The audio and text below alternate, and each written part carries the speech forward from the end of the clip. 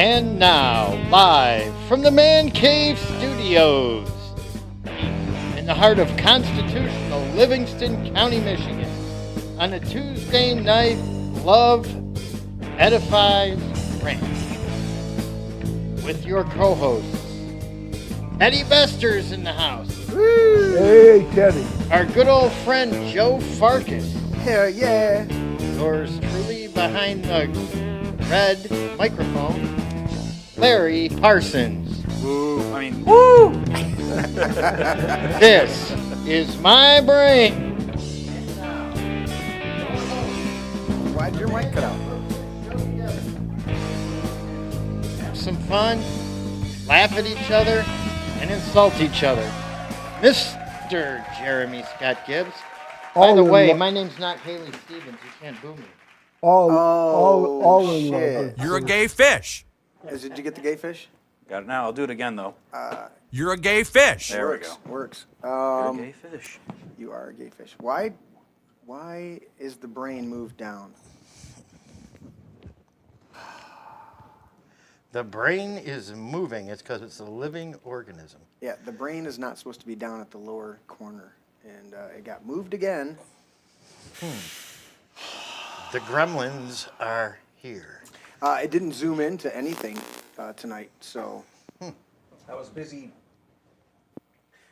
pushing the buttons for the zooms and zooms, and then your microphone shut off because of the timer, because you started a little bit late there. No, but he was playing around, doing his normal thing. I did push Super Source, and it didn't go to Super Source. It went to the other camera. So we'll see how it goes. Big K's in there. Obviously, Dale, Gypsy Magic, all of our good friends already chiming in. Tim's in there calling roll. Welcome to the show, guys. Yeah, love edifies. We're going to dive into that tonight because we need to. We need to get into some edifying love. All you need is love. Dun, dun, dun, dun, dun. All you need is love. Dinner recap real quick. I had a number of things today. We're still fighting with permits and other garbage and trying to figure out paperwork, which had nothing to do with me, had to do with the people that did the work. But I came back and I said, you know what, my day's shot as far as being able to go to the job site. So I'm going to take care of the apple tree. So today I cut off about a quarter, maybe about 25% of the apple tree that you guys drive by in the yard here, and cleaned up all the brush, cut it all up, get my piles. I come back down here, and I decide, you know what, I'm going to have a little lunch, and before I tackle the next project, get the show ready. And I walk into the kitchen, and I hear drip, drip, drip, and I look into the pantry, and it's soaked. Oh, no. What a bummer. And so my little 7-gallon hot water heater that was up here to get me a little bit, because we have an instant tank, but it's Way over there. 70 feet to get to the kitchen. Yeah. So when I put the instant tank in, I left the little 7-gallon as an intermediate, so I would have instant hot water downstairs. And it blew the safety thing where it blows up. So it blew that out at some point. Safety valve. Yeah, it popped that at some point and sprayed water all over the place. So I had water draining down there, so I had to pull that out, cut that stuff. It's not a hippie shirt, Grand New Party. I wonder who that could be. It's a hippie love shirt. He says, Gibbs, what? Did Gibbs get into the magic mushrooms again? No, but I did pick up some gummies. I'll tell you about that. But I got in there, and I had to, so I took that little 7-gallon out and I had to redo the plumbing. I turn around and I get that done, and I go downstairs and realize 3 cans of Fresca blew up in the one mini cooler. Oh, no.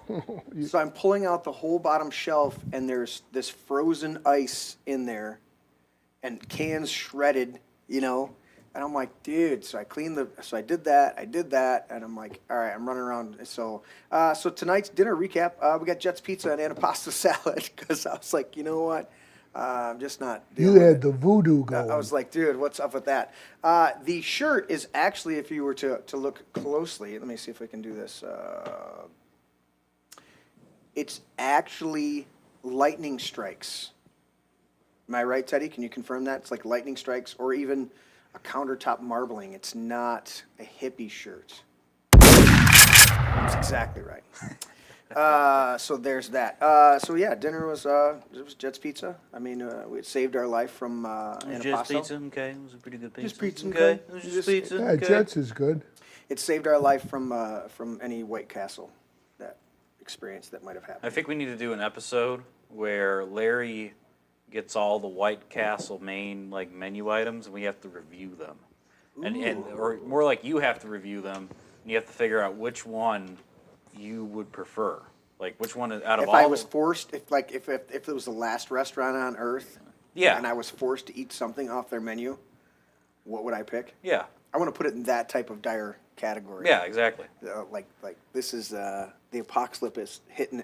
Somehow White Castle's burgers were so well preserved that they survived somehow. You could eat the French fries. French fries are I think pretty so. good. Are they? Yeah. I like my two favorite French fries are Arby's curly fries, I just at Arby's today. and I do like the Wendy's with the natural sea salt fries. But I'll tell you what, Burger King with the little, don't they have like a crinkle to them or something like that? What's the Burger Yeah, King? Burger Yeah. King is pretty Their good. fries are good, but you know what? I've been very disappointed with their. I'm reading chat. Yeah, I was about to say, what are you reading? What Patriot sent? Yeah, Yeah. yeah, confirming it. The microphone's loud enough. You could- But I haven't been. I can't do the Burger King burgers much anymore. They're just not working for me. Look at how I took that dude out. Like a Talk about. Did you see that? yeah, Yeah. like a bug ninja. You just Dude. like have spidey senses. That was that goalie. That's that goalie strike. There you go. Talk about fries at the Elks, where I used to help out, do the dishes and hang out with the cooks. Yeah. When they made their French fries, Yeah. they would deep fry them, right? And then they would pour butter all over them. After they that deep sounds fried That them. sounds amazing. And then salt and pepper. Oh man, Dale those That things sounds are- amazing. Dale says Checkers fries, which Checkers fries, Checkers okay. fries are good. All right. We get the Meyer stuff. They have like Meyer frozen right. Checkers fries, and those are the Nice. bomb. That's like me and my brothers go to when we're like grilling up burgers or something like that. Just The Checkers fries? Heat up the Checkers fries in the air fryer. You know, I didn't do fries for years with burgers here at home. If we did burgers at home, it was potato chips or macaroni and cheese or something like that. Well, And only recently, in the last few years, since I really got back into my deep fryer, did we start doing. You made They buy the bag fry, buy the was frozen it the- fries, and you made those crab rangoons one time. Oh, Those were yeah. freaking great. yeah, we make those on a regular basis. Those were the bomb. Yeah. I had like 5 of them. It was- William will come and get a whole, because we make like 30 or 40 at any Yeah. time we're doing stuff, because we know everybody's gonna. And William will come up and grab like a whole plate full, Yeah, those are so good. dude. I- Go. I like the fried fries better, but for a healthy. You do the I'd air come- fryer? Not the air fryer. Oh, Bake them in bake the 'em oven. In the oven. Yeah. They come out pretty good. Yeah. Tater tots too. Yeah. Tater tots are good. Tater tots were the result of all the little scraps that were left over. They didn't Oh, know what to okay. do with it, and so they finally figured out. Wait a minute. There's all these little pieces. We mold them into a little tot. That's your American ingenuity at work. Exactly. Do the tater tots. So, what was I thinking? I was going to tell you one more story. I did the tree. I did the thing. Oh, I was going to tell you. Was it Saturday? Saturday, Sunday? There was another story I was going to fill you guys in on. Saturday we had our. We had a party gather- here. Yeah. Go ahead and tell about that, Joe. Oh, I'll yeah, Try to think about the other thing. We had about a number of people that came here, and they are from a group that I kind of organize. A group that we pick one bill every other week that's in the legislature. It's either stalled or it's going to committee, and we have a number of people that call in support or oppose the bill, depending on, what we feel is the right action. And so we do this, we've got volunteers that have committed to call every 2 weeks. And they have 10 people to either call or email, and that's it. And it seems to be, I'm told it's making a difference. So Okay. so we had those folks here. It was an appreciation dinner for their efforts. And you were kind enough to let us use your venue. We had fun. Yeah, we always have fun. Well, and here. you cooked, man. You cooked up the burgers and the hot dogs. Didn't them burgers? I mean, They tasted phenomenal. And I you had had was it TJ? yeah, Yeah, TJ helping you make the burgers and stuff. yeah. We had a number of compliments on the burgers. Yep. They were thick and they fit the bun. That's what intrigued me. The way the burger was just almost exact same size of the bun. Right. Yeah. It was good stuff. Dale in chat says, new chicks, ? Health report. I don't know if he's talking about like your chickens or... Maybe. New chicks health report. Well, I'll tell you, Mom got 8 new chickens a month and a half ago, 2 months ago, and raised them up and gave them to my oldest son and my daughter-in-law. So they got 8 new chickens. And then she went and picked up 2 more, and then picked up 2 more, and then picked up 2 more. So there are 6 little chicks now, new ones, up at the house. And so we have that ongoing dynamic and up there eventually. And she's trying to figure out how to get them out eventually in the run area, but not have them in the general population, because you know how the older birds are going to be a little... Oh, they travel. Yeah. And Gen Pop's always a little bit, a little dicey sometimes. My stepson's got chickens, and so one day my wife is out in the yard, and here comes a rooster, and he's coming after her. Pretty good speed, and so Those dudes can be vicious. they can be vicious. Thank goodness she had the leaf blower. Oh, in nice. her hand. There were feathers all over the yard. No, I'm kidding. No, she didn't do that. So, Jeremy, I was wondering if you heard anything. Did Genevieve Peter Scott turn in the signatures necessary to run? I have not heard. You've not heard? That's why I was going to... Signatures are in. I wanted to see what you were... Yeah, I'm Googling it like crazy, trying to find it. Okay. And Haven't seen anything pop up? Nothing. I just looked at her Facebook page, and there's no announcement saying, hey, thank you, I got my signatures. That's what I was looking for. Right. So I'm hoping she got her signatures. I am too. She's a phenomenal candidate. She's a wonderful lady. Yep. Who's Genevieve Peter Scott. She's running for Senate. Oh, okay.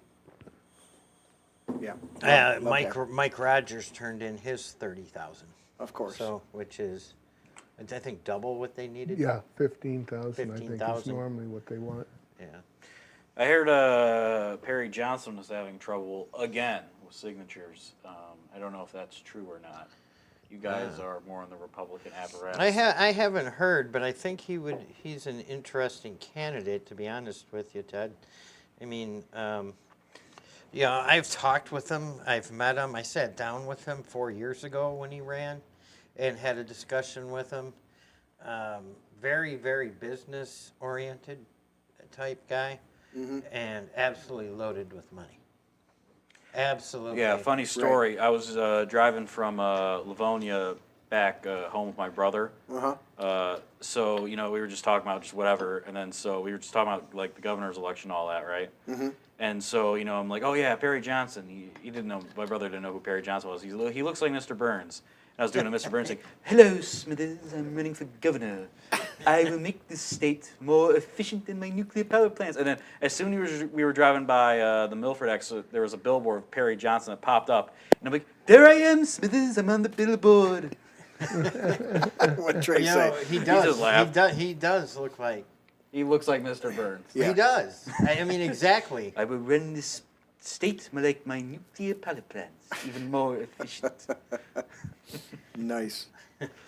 So He is an interesting fellow. he's at the convention. He had the biggest crowd and the biggest. The only memorable thing from the Republican convention that I know was just John James getting booed at. which we'll cover later with the Democrat convention. Yeah. I think. Yes, and when we start, I can't wait to get into the dynamics of the Democrat convention and the lousy candidates that they picked. Yeah. Wow. All right, let's do this because we've already As Lisa would say, too much turkey talk. too much turkey talk. No, this is what I want. This is the conversations that I want. Let's see here. Let's go with this. There we go. Notice this podcast is raw, unfiltered, and completely politically incorrect. We say Merry Christmas and the Pledge of Allegiance, especially the part about one nation under God. We thank our troops for their service. We recognize 3 genders, male, female, and mentally ill. And now I have to give an asterisk because of the DES show that we had, the wonderful show we had on Sunday. And I don't know how to fill in that asterisk just yet. I think it's still fundamentally you're mentally ill. Even if you were altered by Pharmaceuticals? it's still a mentally. Yeah, but Hey, pal, don't call my friend mentally ill. Thank you. As adults, we enjoy adult beverages. I don't know. Do we have any adult beverages here? Let's see. Where's it? Oh, there it is. Cheers. Adult, you got child, a water? baby, beverage. I cover all the bases. Larry's got his phone. Yeah, I'm actually trying to get this research on Genevieve. Right. 'Cause I like to. And speaking of that, we cuss. We do not curse or swear. We cuss. We don't curse or swear. Okay, man. Okay. We love Jesus, but hate religion and religious hypocrites. If any of this offends you, please leave. Bye-bye. Bye-bye. Bye-bye. We'll see you later. Let's see what we're going to do. I'm going to do these real quick here. Super T. Let me go take that one down. Boom. Oh, what doesn't kill you makes you stronger. Except for bears. Bears will kill you. Bears will kill you. Mr. Farkas, please read that, sir. It is easier to fool the people than to convince them they have been fooled. Mark Twain. And Great quote. Great quote. Larry. You're going to make me dry read a brand new one? Yeah. A well-regulated militia being necessary to the security of a free state. Period. There's a period there? It's a period. See the period? I see the period. It's not a time period. It's not a period of time. It's a period. Meaning No, it's a period. It's not a period. It might be a comma. No, it's a comma. Is it a 'cause the- comma? Comma? No, because the It's a comma. Comma. in the right is not capitalized. That's right. Yeah, comma. that's a comma. Camera. Cammer. Cammer. Camel. Cammer. Comma. The right of the people to keep and bear shall not be infringed, and that's where the period is. Oh, there it is. That's the end of the sentence. There it is. All right, and then, really? totally real. Yeah, that's the Second Amendment to the United States Constitution. It was issued on December 15th, 1791, and it expires when we all lose our balls and let it. When you pry it from my cold, dead hands. Never. Never. Speaking of never, never apologize and never explain. It's a sign of weakness. Weak. And I think that people out here would do well, if you're watching, to understand that apologies do nothing with these monsters. Nothing with these monsters. Larry, little household thing. Move your thing up about 3 inches. I got you. I muted you. There you go. Right there, buddy. Perfect. All right. Chicago Bears, not so much. Oh, Chicago Bears. I like that gypsy magic. What doesn't kill you makes you stronger, except for bears, but not Chicago Bears. Of course, they did give us. They did. Gave it to Detroit. Yeah, they got our assistant coach and did a hell of a lot better season than we did last year. So I still have my T-shirts. I didn't burn them. Let's see. Teddy, anything to catch up on chat other than what I just read? You got Facebook open, right? Yes, I do. I don't like when people send messages on Messenger. It pops up in front of the Facebook chat. So Dude. that is, but no, nothing on Facebook. We just have a brand new party. I wonder who that is, saying GPS rocks. GPS does rock. GPS rocks. That chick's awesome. I just want to make sure she got on the ballot. You know? Right? I hope she did. She's awesome. All right, let's look at this. So the thought tonight is love edifies. And then my initial thoughts, knowledge or love. And I want to read this scripture and have a little bit of a discussion about this, because even during dinner, there was a lot of opinions shared and there was pushback just amongst us, and we're friends. And I can see how easily things get heated, and what it's based on is what we know up to this moment. And I want to continue to try to bring us back, especially our viewers here on the show, is just bring us back to the reality that of this scripture. So let me read this one. I'll feed it here. Here we go. Now concerning things offered to idols, we know that we all have knowledge. Knowledge puffs up, but love edifies. Or in the NIV, it would say builds up. Verse 2, if anyone thinks he knows anything, he knows nothing yet as he ought to know. But anyone who loves God is known by him. So there's huge dynamics in this scripture alone. To cover really quick, but here's a couple of them. All right, idols. Anything's offered to an idol. An idol is a false image, however you want to look at it. So we think of in our modern Western society, if we think of an idol, we think of ancient lands worshiping a statue, when the reality is We have our own idols. we have our own idols. Anything that is a false image. If I have a false understanding or idea of who Jesus really was, that and I choose to worship that image instead of being open to be corrected in my assumptions, then that becomes an idol to me. And the interesting thing is, there's a scripture in the Old Testament, I don't have it pulled up, but you guys can look it up. It says that the Lord said when the children of Israelites set up an idol before their eyes and they go to worship it, it says in the little scriptures, he says, I, the Lord, will answer them according to their very great idolatry. So when people set up idols in their heart, now remember the first two commandments, all right, of the 10 Commandments. Have no other gods before me and have no graven images. Those are both idolatry. One is a heart idolatry and the other one is a physical idolatry, okay?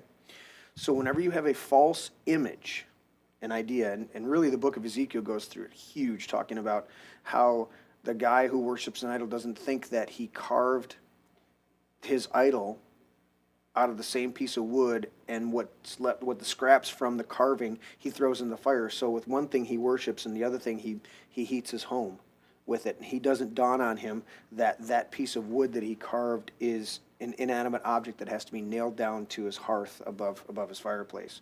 That it's self-worship, because you inject into that idol what you want. You don't open yourself up to hear what the Lord. So that's the first thing is things offered to idols. What are you offering to that false image? You know? And then it says we all have knowledge. Knowledge puffs up, but love edifies or builds up. And I wanted to focus on somewhat of that. Knowledge puffs up, but love builds up. We all have knowledge of, well, I know this about this guy, or I met that guy, or I know this one, or I read this, or I saw that news, I saw this thing. And we come back with these counterpoints, and yet Paul's writing here to the Corinthians, and he's saying we all have knowledge. That's good, but knowledge can puff us up. Love chooses to take assessment of the conversation and gives leeway and helps us to stay friends while we may have Disagree. different knowledge, different experiences, right? And then this big one here, verse 2, if anyone thinks that he knows anything, he knows nothing yet as he ought to know. And there's another scripture that Paul writes about, what I won't get into. But it talks about this idea of, in fact, I learned it originally in the NIV. It says, the man who thinks he knows something does not yet know as he ought to know. It's a little bit easier language in the 73 NIV. But that idea of the minute that I think I have it all figured out, that's the moment I should have a bell going off, a little ding, ding, ding, wait a minute.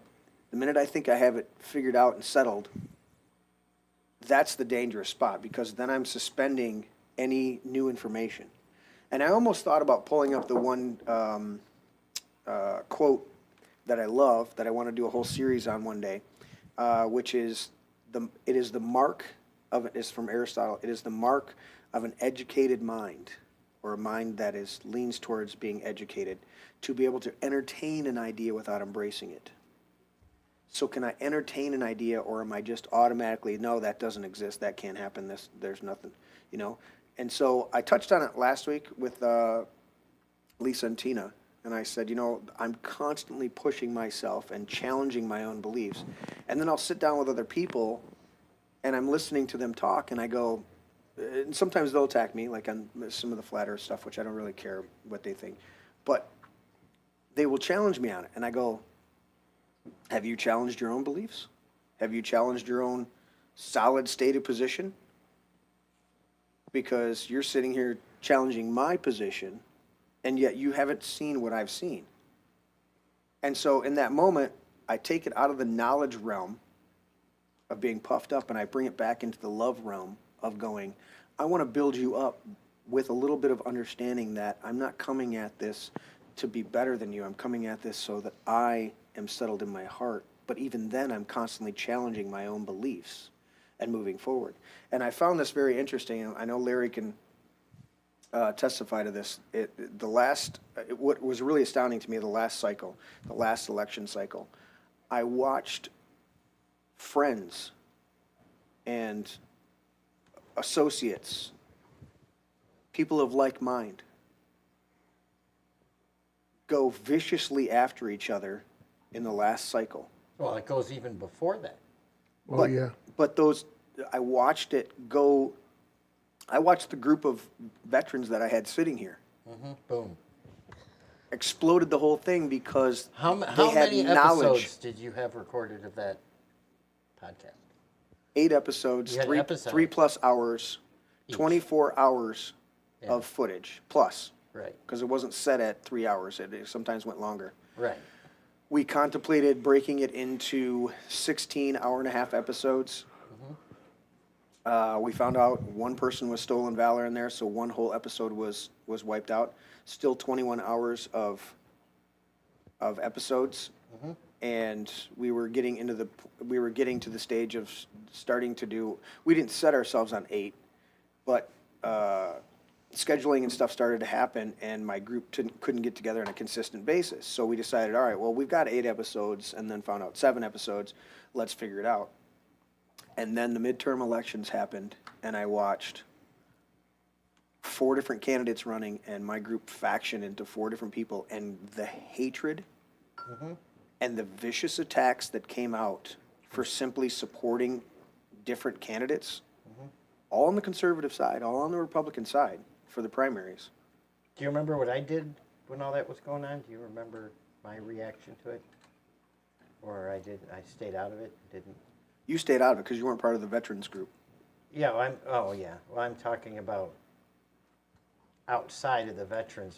I'm talking about because there was some brutal stuff going on out there between the candidates. Oh yeah, And but it goes even deeper crazy than shit. that. I mean, it goes back to the previous chair, yeah, or 2 chairs ago now. yeah. You know, but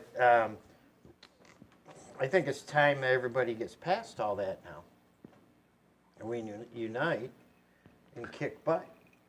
Well, I don't want to derail what you're saying. I know where you're coming from, but I just want to make a point, and it's not fair to the audience because they weren't in to listen to Teddy and I talking, but I just want to leave this for future discussion tonight, that you mentioned Israel and being God's chosen people versus where we're at with Israel today. Correct. How do you bridge that gap? Well, there's a lot of there's a lot of Zionists that want to equate the two as if there's no change, and that would, if there's no change being God's chosen people, then you negate the entire New Testament, and that nullifies your Christian. So you can't be a Christian that supports Israel being God's chosen people, because clearly throughout the New Testament writings, Paul wrote that they have been cut off. They're able to be grafted in again if they accept the Messiah and come to that realization, but they're cut Like off. anybody else. Yeah, like anybody. And it Yeah. says that we are we are the spiritual Israel, according to the New Testament. Anybody who believes in Jesus Christ, we are the spiritual And I Israel. know several Jews. So how do you just that? deal? And I'm just asking, when it says that those that support Israel, God will bless, and those that don't, He'll curse. So then you would take that from an old covenant dynamic, and if you come to the new covenant, the New Testament is again that the Christians, believers in Christ, are the new Israel. They're the spiritual Israel. Now that doesn't negate God saying that I will still maintain a remnant. We recognize that of those who are of the lineage of Abraham. But the dynamic scripturally is that same thing. And that's why Christ admonished the disciples to bless those that curse you and pray for those that despitefully use you, and love those that hate you, because knowing that our response, that person, if they support you, if you bless the children of God, you're going to be blessed. If you curse the children of God, you're going to be cursed. So go out of your way to be kind to them, because it's another one of those misunderstood scriptures where it says, in doing this, you'll heap burning coals on their head and you will receive a reward. And people think, because we don't have historical context, the burning coals were literally stones that they would put in the fire at night, and they would pull them out and they would put them in their turban, and that heat would keep them warm if they were in cold places in the desert. And so they understood that back then historically. What that meant was that you were actually, it literally, when you read that scripture, it's like offering them a cup of cold water and putting burning coals in their head. And you're like, what's burning coals? And I've had ministers that just went off, you're going to put the fire on their head and get them. And I'm like, dude, come on. I like that. You're going to put the fire on the head. So dumb. But so that's the dynamic. And we equate the nation of Israel, the government of Israel, formed in 1947, incorporated in 1948, as the Abrahamic children of Israel. And they're two totally different things. Having a nation state formed by the UN versus having the original descendants of Abraham. And it's two totally different dynamics. But again, you have to go back to New Testament scriptures where Paul makes a clear distinction that those who believe in Christ are the new spiritual Israel. And that's open to everybody. So if you could go to my Laptop, is your laptop plugged in? real quick. Hang on, let me pull up the image and I'll give me a minute.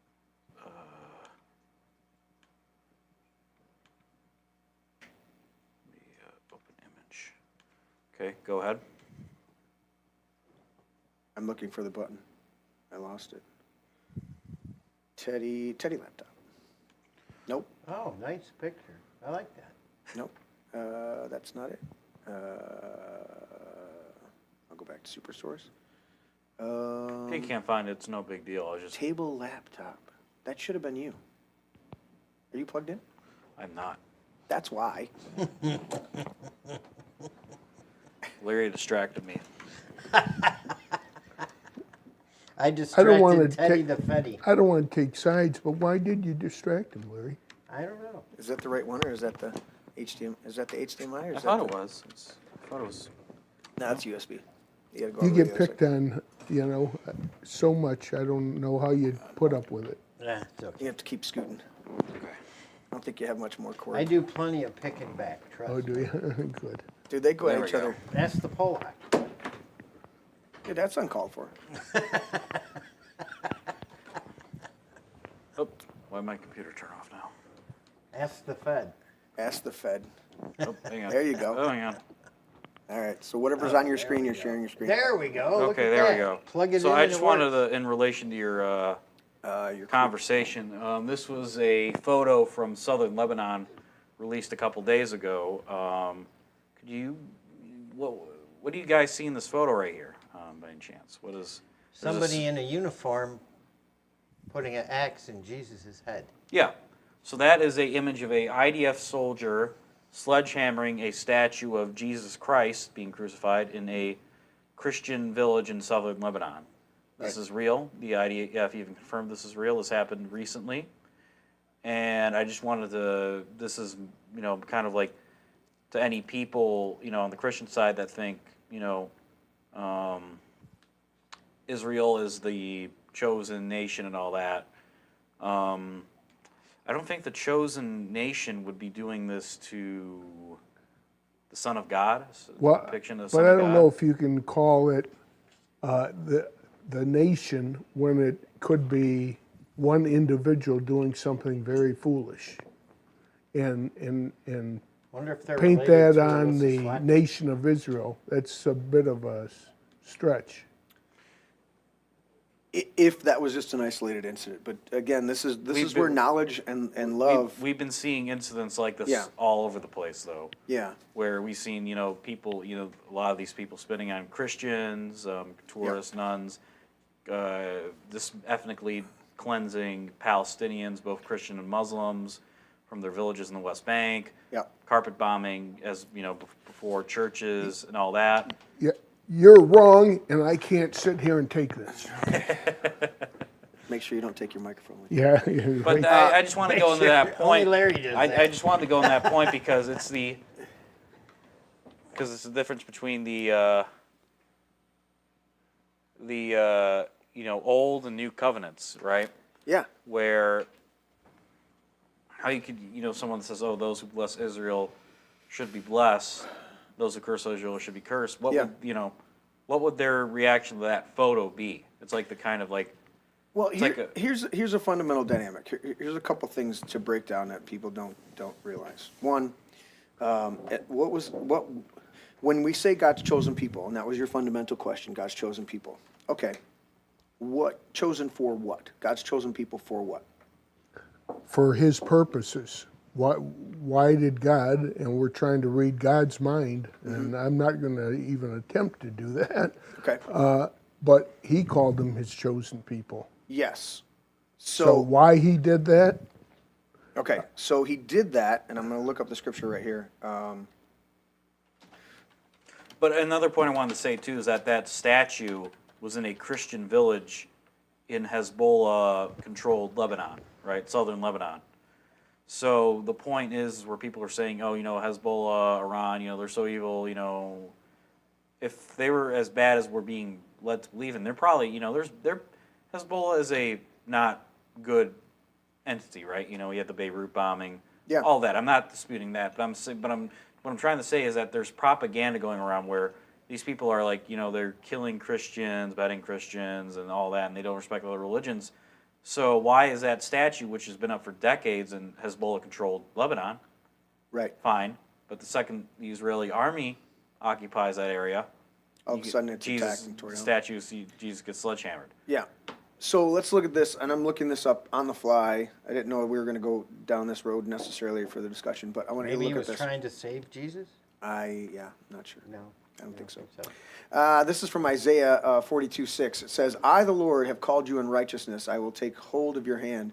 I will keep you and will make you to be a covenant for the people and a light for the Gentiles.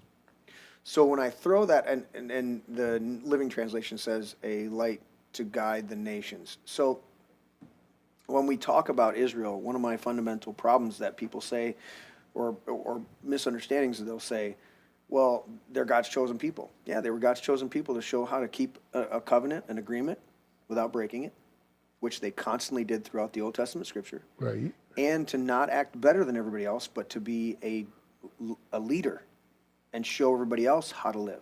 Because you could become an Israelite just by accepting the covenant, and you could be grafted in even back then. They had people that were of non-Jewish blood that could be grafted in even under the Abrahamic covenant. And so the fundamental problem I have is when we say God's chosen people. Yes, chosen to show all other races, all other nations, how to have a relationship with God. You have to pick one group to then show the rest of the groups how to have the connection. And so he chose Abraham, Isaac, and Jacob and his sons to do that. And if you look at that beautiful history of the Old Testament, you see how much of it was a struggle, constant struggle, of serving God and walking away from God. So then your question, those who bless Israel, I will bless. Okay, well, what happens when God took foreign nations many times throughout the Old Testament and actually empowered them to conquer Israel. Right? Because they were disobedient? But then they repented, and God Correct. gave. So do we see the people? Do we see the nation? And they don't have to be simultaneous. But this nation formed in 1948, do we see them repenting and turning to God, or do we see them, drumming, beating on the war drums? Right, and they are doing that.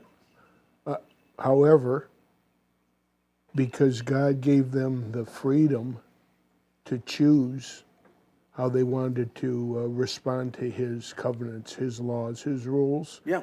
And if God didn't want them, you could look at it from this perspective, if God didn't want them to be His chosen people, He wouldn't have the Amorites and the Hittites and defeat Israel, all the different groups defeat them, and then they repent and He brings them back into the fold, into His fold. So Right. He doesn't give up on them. No, and that's why ultimately we go to what Paul wrote about, and he said that he literally says that they have a hardening of heart and they have been cut off until the full number of the Gentiles, which was supposed to be their mission, to be a light to the Gentiles. I'll look that scripture up real quick. It says until the full number of the Gentiles is brought in. Let's see.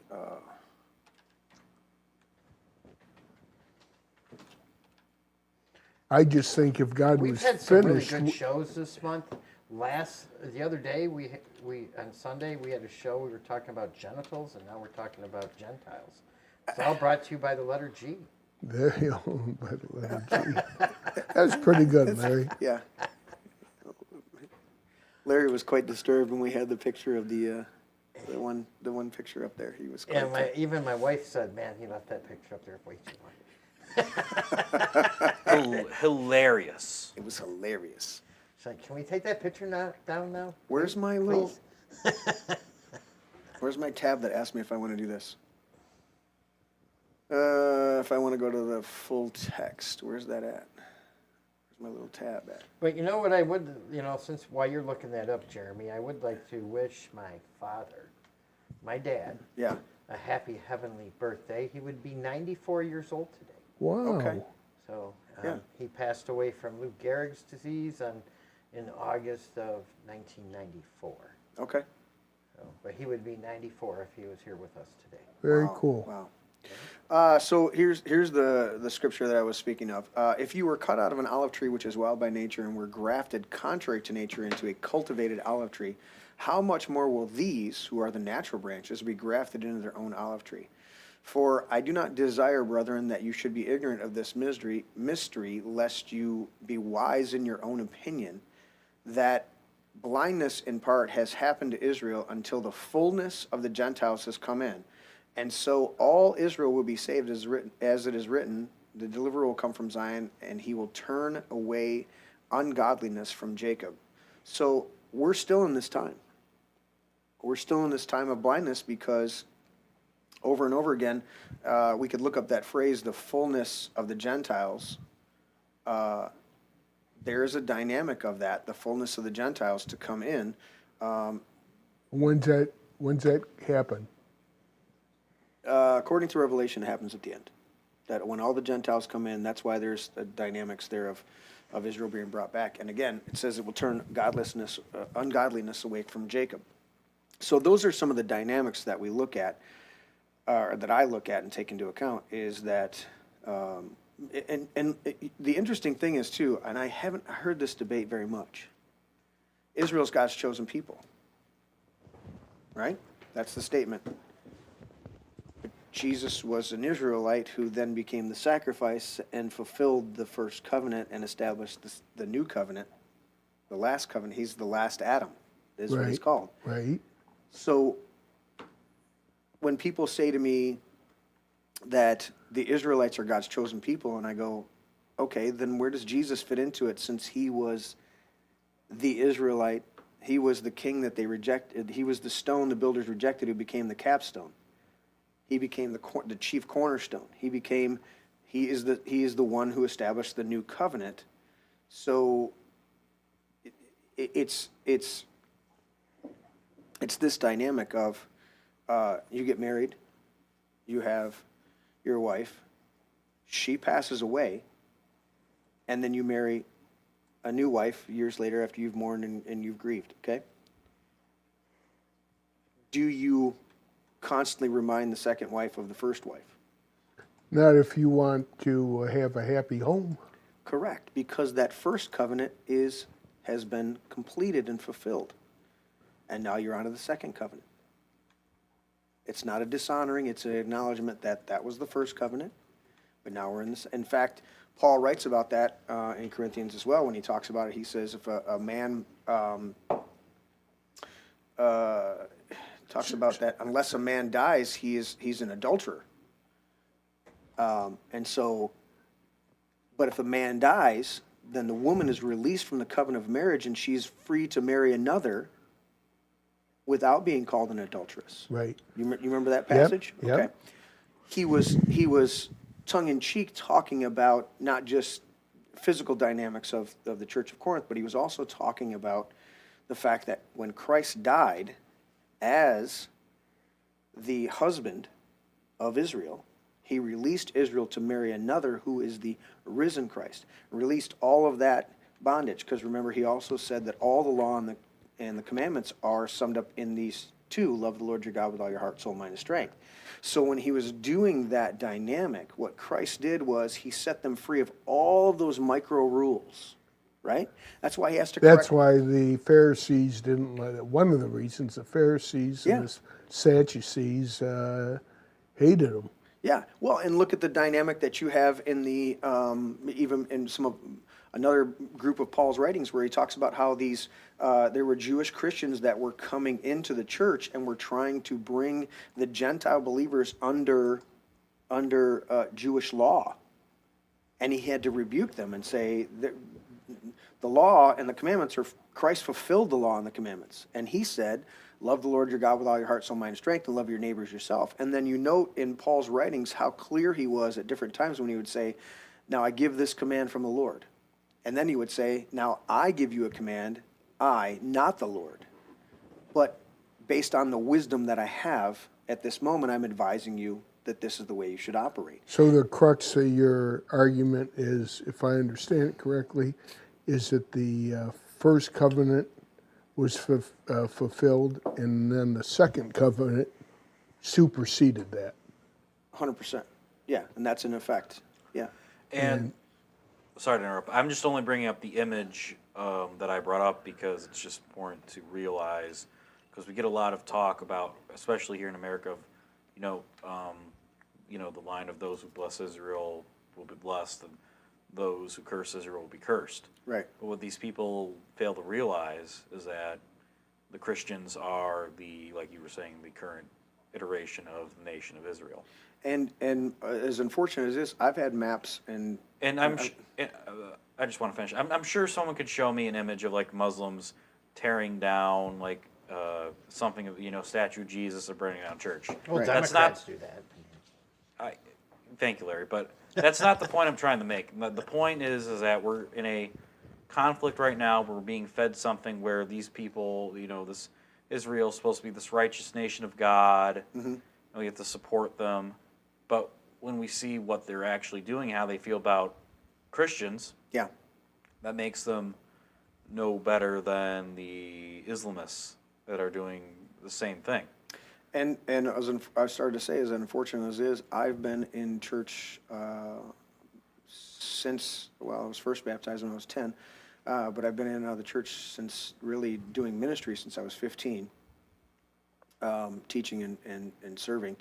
And I've seen missionaries from that time on. I'm 53, so you calculate it's almost 40 years of my life. I've been in and out of church and heard missionaries talk about how much persecution and ongoing genocidal acts against Christians modern day. And yet, when we turn on the news, we don't hear about that. We hear of the Holocaust during World War II, which was horrible, okay? But we don't hear about the ongoing Christian attacks. We don't hear about the genocide of Christians Is it throughout the world. going on right now in South Africa as we speak? Didn't the South African government? South Africa, but throughout the world. Yeah, throughout the world. Throughout the world. South Africa, I believe they were kicking white farmers off their land and slaughtering them. Yes, white Christian farmers, yeah. Yes. Yeah. So that's the dynamic is that you don't have, in fact, I don't even like to go into that dynamic, but they're trying to pass a law right now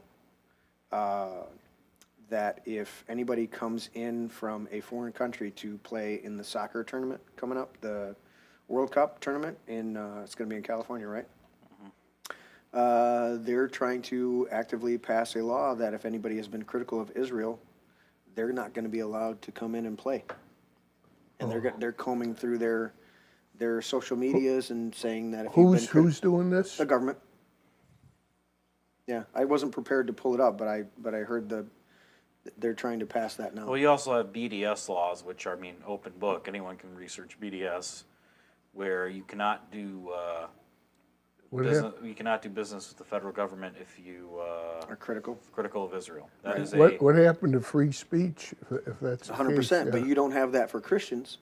You don't even have it for Muslims, which we would agree is a very demonic religion, and some would argue not even a religion. It's just it's an ideology. But it's again, we come back to that idea of who can't you look at, who you can't criticize, and that's who's in charge and who is pulling the strings. That's the very thing. If that's meant to defend Israel, you're doing a lousy job of it, because that's what the Germans did. Mm-hmm. That was their approach to Yeah. do what they did to the Jews. 100%. Teddy, can you find that for me? So- World Cup law or what? Yeah, World Cup, World Cup, Israeli something or other, and then catch us up in chat too. But so I wanted to get this point out with everybody is because we're even now. Teddy's looking at something up to share with something I said. So we're all listening to our different news sources. We're listening to our different circles of people. I get people send me a ton of stuff throughout the week. I don't always get to all of it, but my position is this scripture here. The man who thinks he knows something does not yet know as he ought to know. And every time I come to a conclusion on something, or I think that I have a good foundation on something, what I then default to is verse 3, but if anyone loves God, this one is known by him. And that's really the crux of It's the crux of it. of It's everything. you know what, Lord? I can have this opinion on that candidate. I can have this opinion on this situation, but am I doing my very best to love you? Because the minute I think I got it figured out, I can get puffed up and arrogant, and I can get full of myself, and I can attack somebody that I love with my knowledge because they don't have that knowledge that I have. Yeah, and if it's not done in love, Right.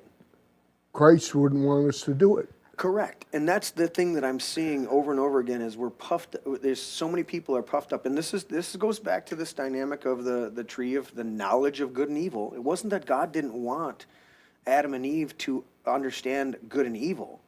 He wanted them to experience a life lesson about it, not shortchange it and read a book and then get puffed up. We go and we get a sound bite from somebody that we're listening to. We get that information, and then we go, oh yeah, and that already fits our ideology, our idolatry, right? We already have an image in our head, and there's no opportunity, there's no possibility for any other conclusion than what my already formed That's idolatry is. That's short-sighted. Correct, but You're cheating yourself. Exactly, but we're all subject to that. We all do it at different times to ourselves and to each other. And that's why I'm bringing it out today is when we're having, I had a big disagreement, a meltdown, shut the show down last month, right? Because of this dynamic of just throwing out things that you can't back up and then vehemently arguing about it. and somebody can refute it in 2 seconds. Okay, well, Teddy's is extremely black-pilled on a lot of stuff, right? Yeah. But when I talk to Teddy, I let him talk. And then I push back based on what I know.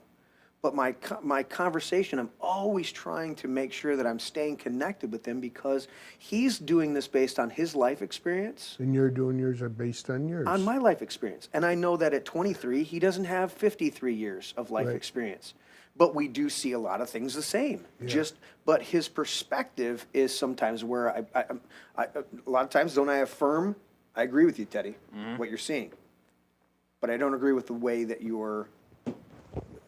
that it's hopeless. Right? Because a lot of times you'll be like, it's all done, screwed. And I'm being, I'm giving a generalization, a hasty generalization, but but the thing is, he's younger. He's got a longer lifespan to look forward to. How am I going to deal and live Correct. amongst all these? Think about us 30, 40 years ago, Yeah. okay? And the dollar is so bad that we are no longer going to make the penny. Yeah, What would you think about that back then? I'd go, this sucks. Right. Yeah. So when Teddy says the economy sucks right now, and Larry goes, we've got great gas prices, how can you say that? It's better than it was under Biden. They're not great right now because of the Iran conflict. Was it down 50 cents in the last week? Is it down that much? I don't Look think up gasbuddy.com. Let me so Because it's down quite a bit. 30 your cents mic in my on? neck of the Well, woods. gas Check your prices have mic. been going on and off because of the market manipulation tactics done Yes. by the administration of Trump. This is very true. I've seen Yeah, that. you can't. Check your mic. I don't think you're on. But Jeremy, talking about. Well, let me finish the point about the penny. So from our perspective, if we saw the penny, yeah, you're good. I guess you know. If we saw the penny being done away with because it cost too much money to actually make the penny, back then, that should have sent alarm bells. Now take 30, 40 years off of that dynamic, and where we're at now, where they're offering how many year mortgages now? 50-year mortgages. 50-year mortgages. Yeah.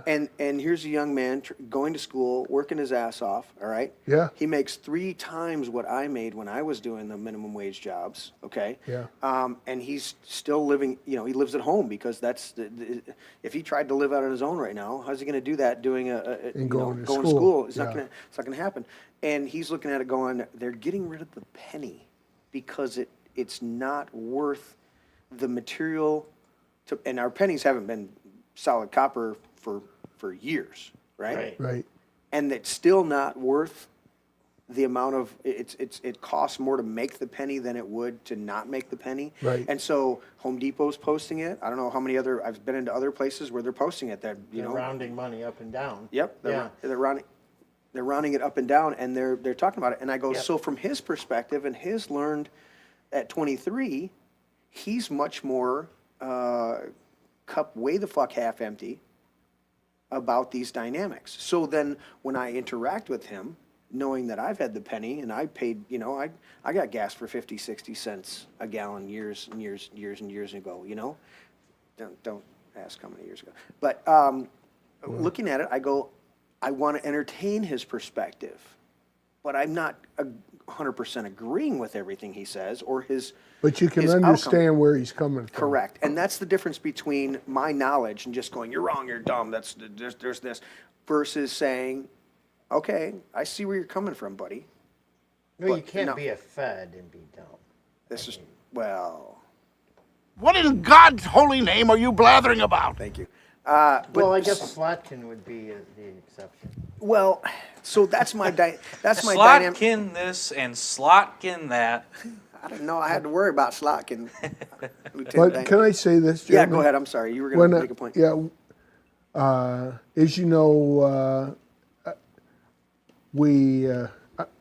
I work to kind of turn the table over in Livingston County politics with a bunch of volunteers. And you did a hell of a job, yeah. and you were But much loved by both sides, right? well, loved by some and not so much on the other side. Right. But the thing is, That's where I met you in a parking lot. I told people, whether they agree or disagree with me, I will not get in an argument with you over politics. I won't do it. And Right. I think I've pretty much stuck to that. Again, it's. I have a sign downstairs about the rules of the man cave. There are rules here in the man cave, okay? And one of the rules, I think it's rule number 9. It says that we can discuss religion and politics as long as we do it with logic and not emotion. Well, I should give, except for my blow up with Teddy tonight. No, I'm kidding. I can't even believe you're still sitting here. I thought you were. Yeah. But that's the dynamic that I'm looking at with people, and what helps me is I know we all come from different life experiences. I know we all come from different perspectives and different information that's flowing into us. But what bothers me and what gets me upset on this show, and why I've shut the show down in the past couple of years, I think at least twice in the last couple of years, gets me just pissed off, is because when I'm sitting there trying to have a conversation and somebody starts going off about something and is coming from an absolute perspective of They're right. Well, a dogma, Yeah.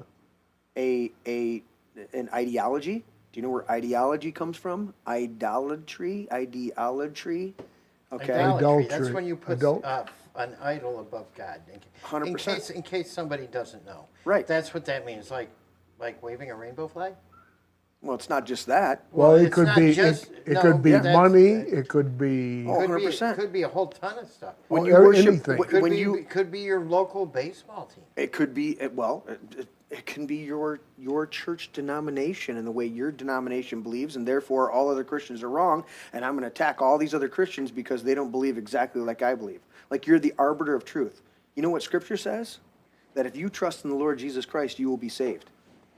It doesn't say anything else about doctrine and dogma or philosophy or anything else. Oh, it doesn't say that if you don't belong to the Catholic Church, you won't go to heaven. Or the Lutheran Church, or the Charismatic Church, Or the Baptist Church? They're the Baptist Church. It doesn't say anything about that. Oh. That if you believe in Christ Jesus, that if you confess Him as Lord, you will be saved. Yeah. Doesn't even, this is how jacked up our philosophy in churches. It doesn't even say anything about that if you confess your sins. I could point that out in 2 different scriptures. Romans 10:9 and 10, what does it say? That if you believe in your heart God raised Jesus from the dead and confess with your mouth that He is Lord, you will be saved. It doesn't say anything about sin. right. Because He paid for it. He doesn't Right. want you worried Yeah, about the sin, your slate. Once you accept Jesus Christ as your Lord and Savior, and ask for the forgiveness, your slate is wiped clean. 100%. Wiped clean. Wiped clean. And so there's this dynamic. And then what John writes in 1 John when he says that if you sin, confess it to your brothers that they may pray for you and be healed. And then it goes. Then you have to stop in that moment in that reading that scripture and go, okay, what does sin really mean? It's hamartia or hamarteno in the Greek, and it literally means to miss the mark or to not have a share or to be in error. And then you go back to and then you go back to Romans chapter 14, where Paul writes in there 14 leading into 15. I think it's verse 15:4, where he says, "Therefore, anything that is not of faith is sin." So, am I doing what I'm doing in my life based on faith? Right? Faith comes by hearing the word of God. John 1:1, in the beginning was the Word was with God, and the Word was God. John 1:14, and the Word became flesh and made His dwelling among us. So am I doing what I'm doing based on hearing from God, right? It goes back to Isaiah, and it says, whether you turn to the left or the right, you will hear a voice behind you saying, this is the way, walk in it. These are dynamics that we don't equate with this. So am I talking about this failure or that failure? Abraham slept with his handmaiden, and God never held him accountable for that. Why? Because He never told him not to. He didn't give him a rule and say, don't do this. He said, I'm going to bless your offspring. And then his wife said, I haven't been able to bear a child, and and she said, well, just sleep with Hagar, and maybe God will do that. And he goes, okay, reasoned with his heart. He slept with Hagar, and she became. Now, for all of us, years later, we go, that was a mistake, buddy. You shouldn't have done that. That was a big mistake. That was a big mistake. Those two brothers ended up fighting Correct. forever. Yes. And that's still what's going on now. Right. And even when people say that, they say the part of the argument where they bring up God's chosen people, right? Mm-hmm. And this whole mantra that Israel is promised basically the whole Middle East. Well, actually, God made that promise to Abram that his descendants would inherit the land. And that includes Ishmael because it was before Isaac was born. So when you look at it right now, the Middle East is Israeli and Arab. And those are the two descendants. So God, as much as they want to twist that into other areas, actually God is currently fulfilling his covenant 100%. Now, do we like the killing there? But it's on both sides. It's on all sides, right? We see that across the board. But people don't stop and that's what I'm saying is we can all have this knowledge, but wait a minute. Where's my love walk? Where's my love dynamic? Where am I doing? Because if I'm just looking, that's one of the reasons I'm anti-war is because I'm about this love. Yeah, war is not a good thing. And if he paid for the sins of the entire world, he died once for all. Then all of them. Yeah, we're going to have some horrible, wicked leadership. We're going to have some horrible, wicked governments. But that average person on the street, no matter what ideology they've been fed for their life, is not above the redemption of God. And that's my fundamental problem when we look at these things. And I know that there are nefarious groups behind all of these governments. Ours, Israeli, UK, Pakistan, Iranian. There's all sorts of evil in all these governments, right? Yeah. Illuminati. 100%. Yeah. And so when we are listening to the news and we're getting our information, The Rothschilds. I'm constantly trying to take a pause and assess my belief on this and going, all right, where do I stand on this? Because I can't ultimately trust that information in a single moment. I have to do my best to get the totality of all of it so that I'm not misled and puffed up by my knowledge. But I'm always in my love trying to edify. Edify means to build up or to lift up. And I'm always trying to lift up and build up people. And that's my difficulty here, on the host being on the show is I want to bring you news, I want to bring you information, but I also just want to have a conversation. I want to break down this and go, we had a great time on Saturday and hanging out with a great group of people and they're again, you get a room of more than one person, you're going to have divergent thoughts. Right. You're going to have different ideas. What's the unifier? It's the love of God. It's the unifying, it's literally what Paul writes, and he says, endeavor to keep the unity of the Spirit through the bond of peace. I don't have to work at unity. I have to work at not messing it up and keeping the bond of peace. And I've watched these political, these midterms a couple years ago destroy a whole bunch of people that I sat with them, I broke bread with them, and I thought there was this beautiful cohesion. And because somebody chose a different candidate, then they were trying to find dirt on the other person and destroy their life and ruin them because they chose a different candidate. I'm like, then don't talk to me about your walk with Jesus. Right. Because that's not your priority. Your idol, your ideology, and your idolatry is on full display. And I will stand back and not, Larry knows this personally, that I sat back during a lot of different things and said very little publicly about a lot of things that I saw. Why? Because I'm endeavoring to keep the unity of the Spirit through the bond of peace. I'm not going to expose things. And that's the starting point, that's the finishing point. It's all encompassed in that. Yeah. Because if you don't come from love, number one, you're not exhibiting true Christian sense and effort to communicate in a Christian-like manner. Number two, pride seeps in. If I don't want to listen to you, basically what I'm saying is I'm smarter than you. Yep. I'm better than you. My knowledge has puffed me up to think that I'm better. And so it creates pride, and pride cometh before fall, and it changes you. and being able to learn and grow. 100%. And so what you're talking about, love, has all these tentacles that are going out that you should be using to reach people for the cause of Christ. Right. It's when we get to heaven, we're not going to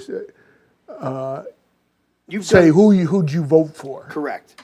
You've done phenomenal work knocking doors, but I guarantee you've had more interpersonal experiences with people knocking doors and ministering to them love than you ever have getting them to just vote for somebody.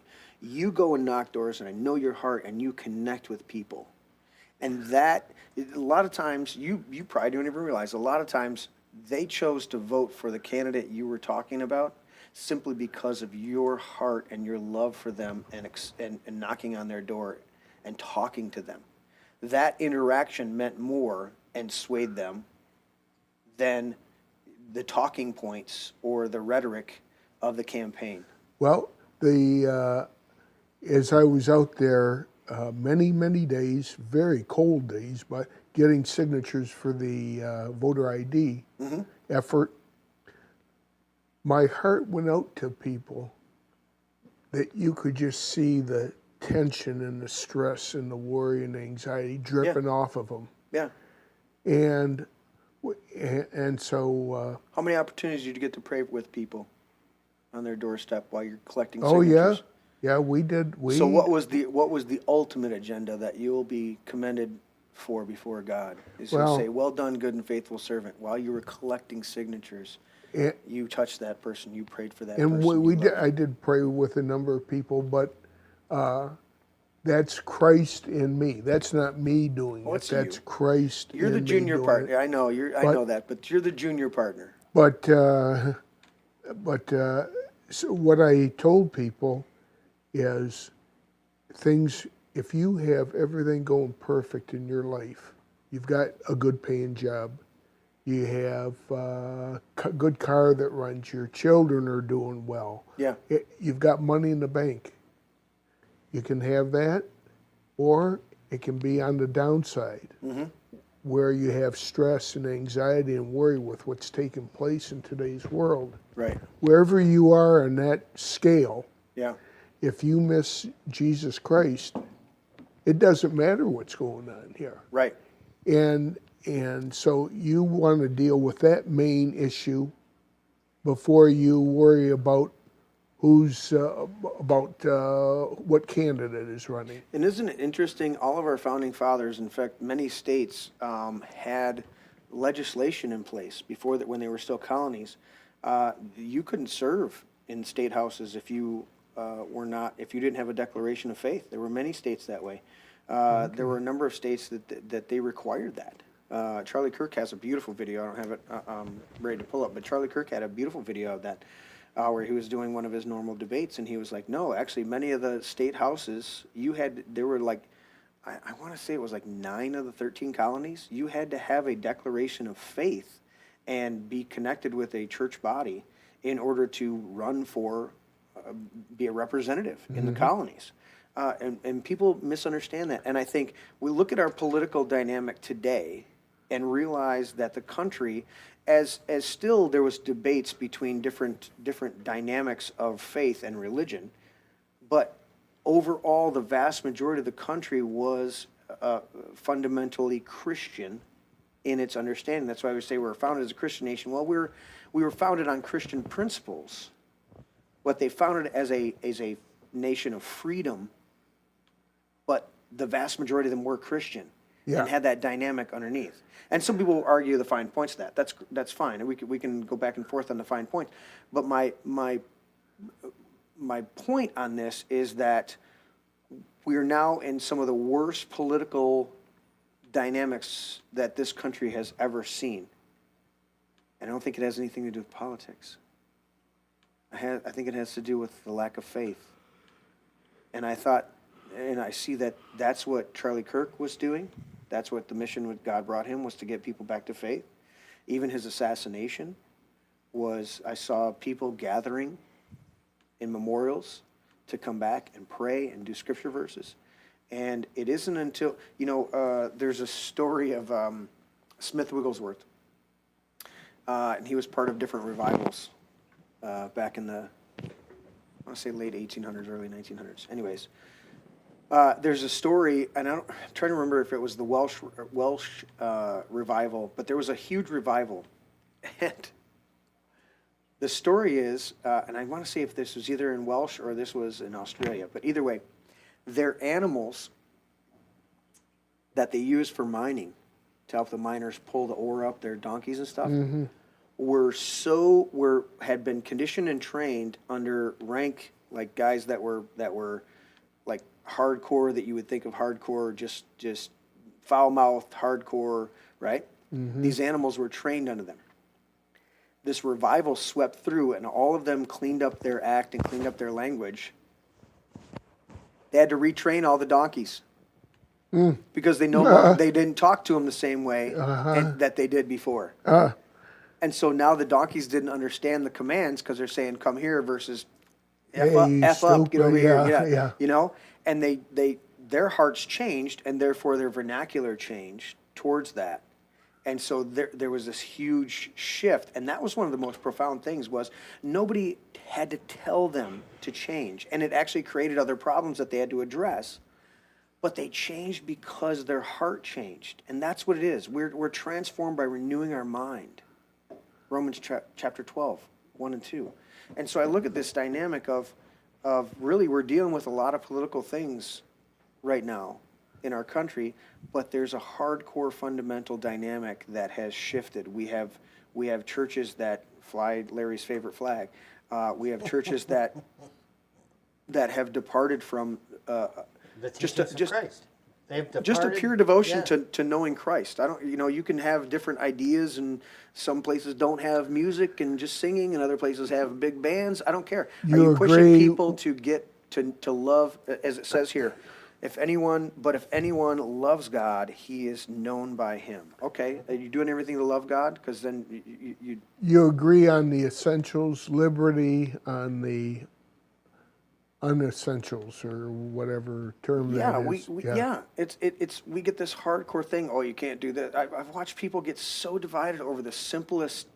You're not wearing tenets. a suit to church. You're hardcore. Yeah. That woman's not wearing a dress, therefore she must be a harlot. What? Yeah. What? These are dynamics. Or she's got some makeup on. I heard a preacher years ago, and I love this statement that he made. He goes, "Look, man, if the barn needs some paint, paint the barn." It's like, but we get caught up in this, and our knowledge of this one, I watched them, this one scripture, right? This is the one scripture. A woman's outward appearance should not come from adornment, but from her inner beauty. And they took that as, you're not allowed to have makeup and dress nice. You got to be drab.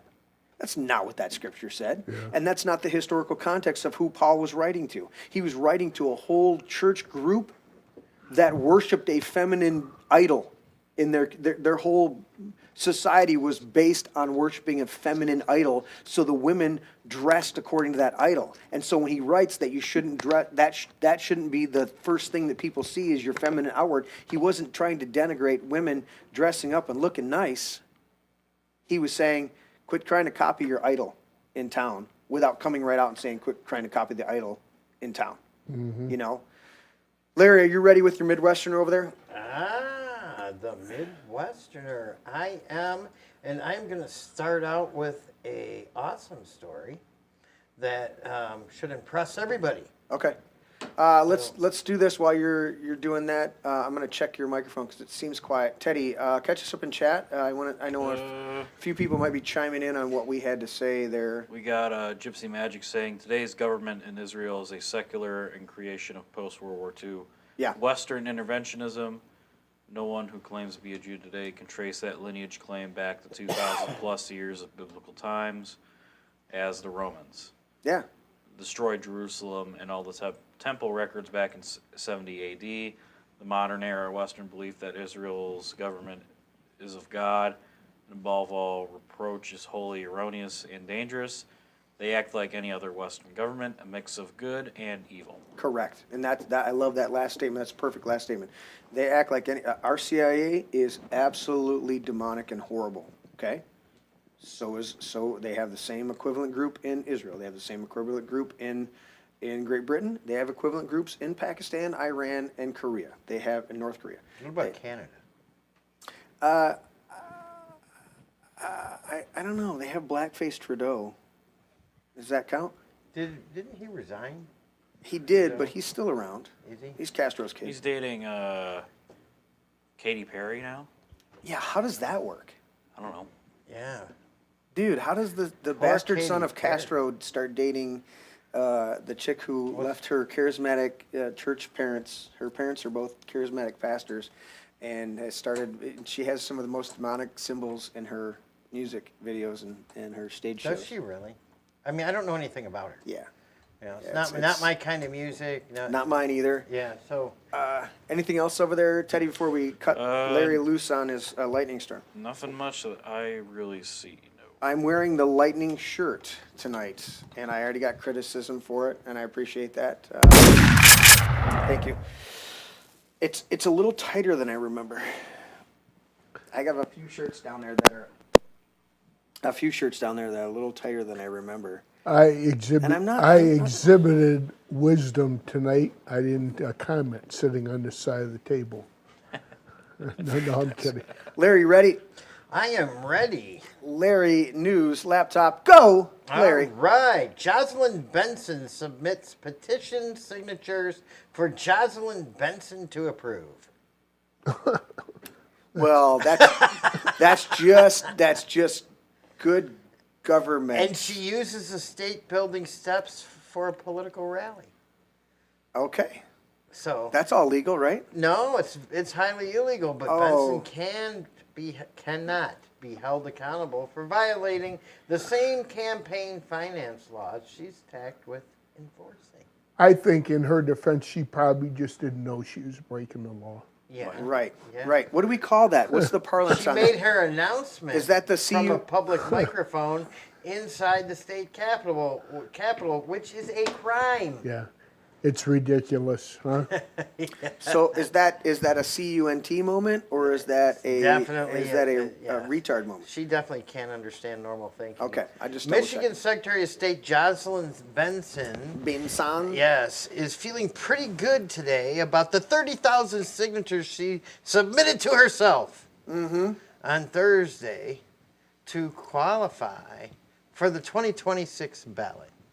Now, how much scrutiny do you think she's going to put on the signatures that she submitted to herself? Yeah, bingo, boy, wouldn't you Zero. like to know?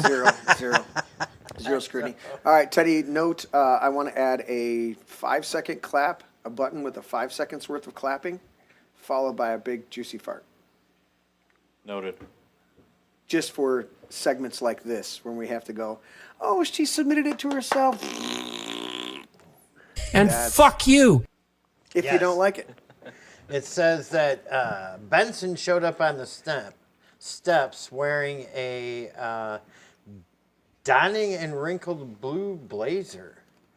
Say, hey guys, look at this. Who is the reporter on that? She Like, who toting a red cares? wagon full What of white relevance boxes. is there to what she was wearing? Dude, remember what Rush Limbaugh used to say? Politics is show business for ugly people. Yes. Well, I'll tell you what, she's definitely got a wrinkled ring. But she brought 30,000 with her, and she impressed herself.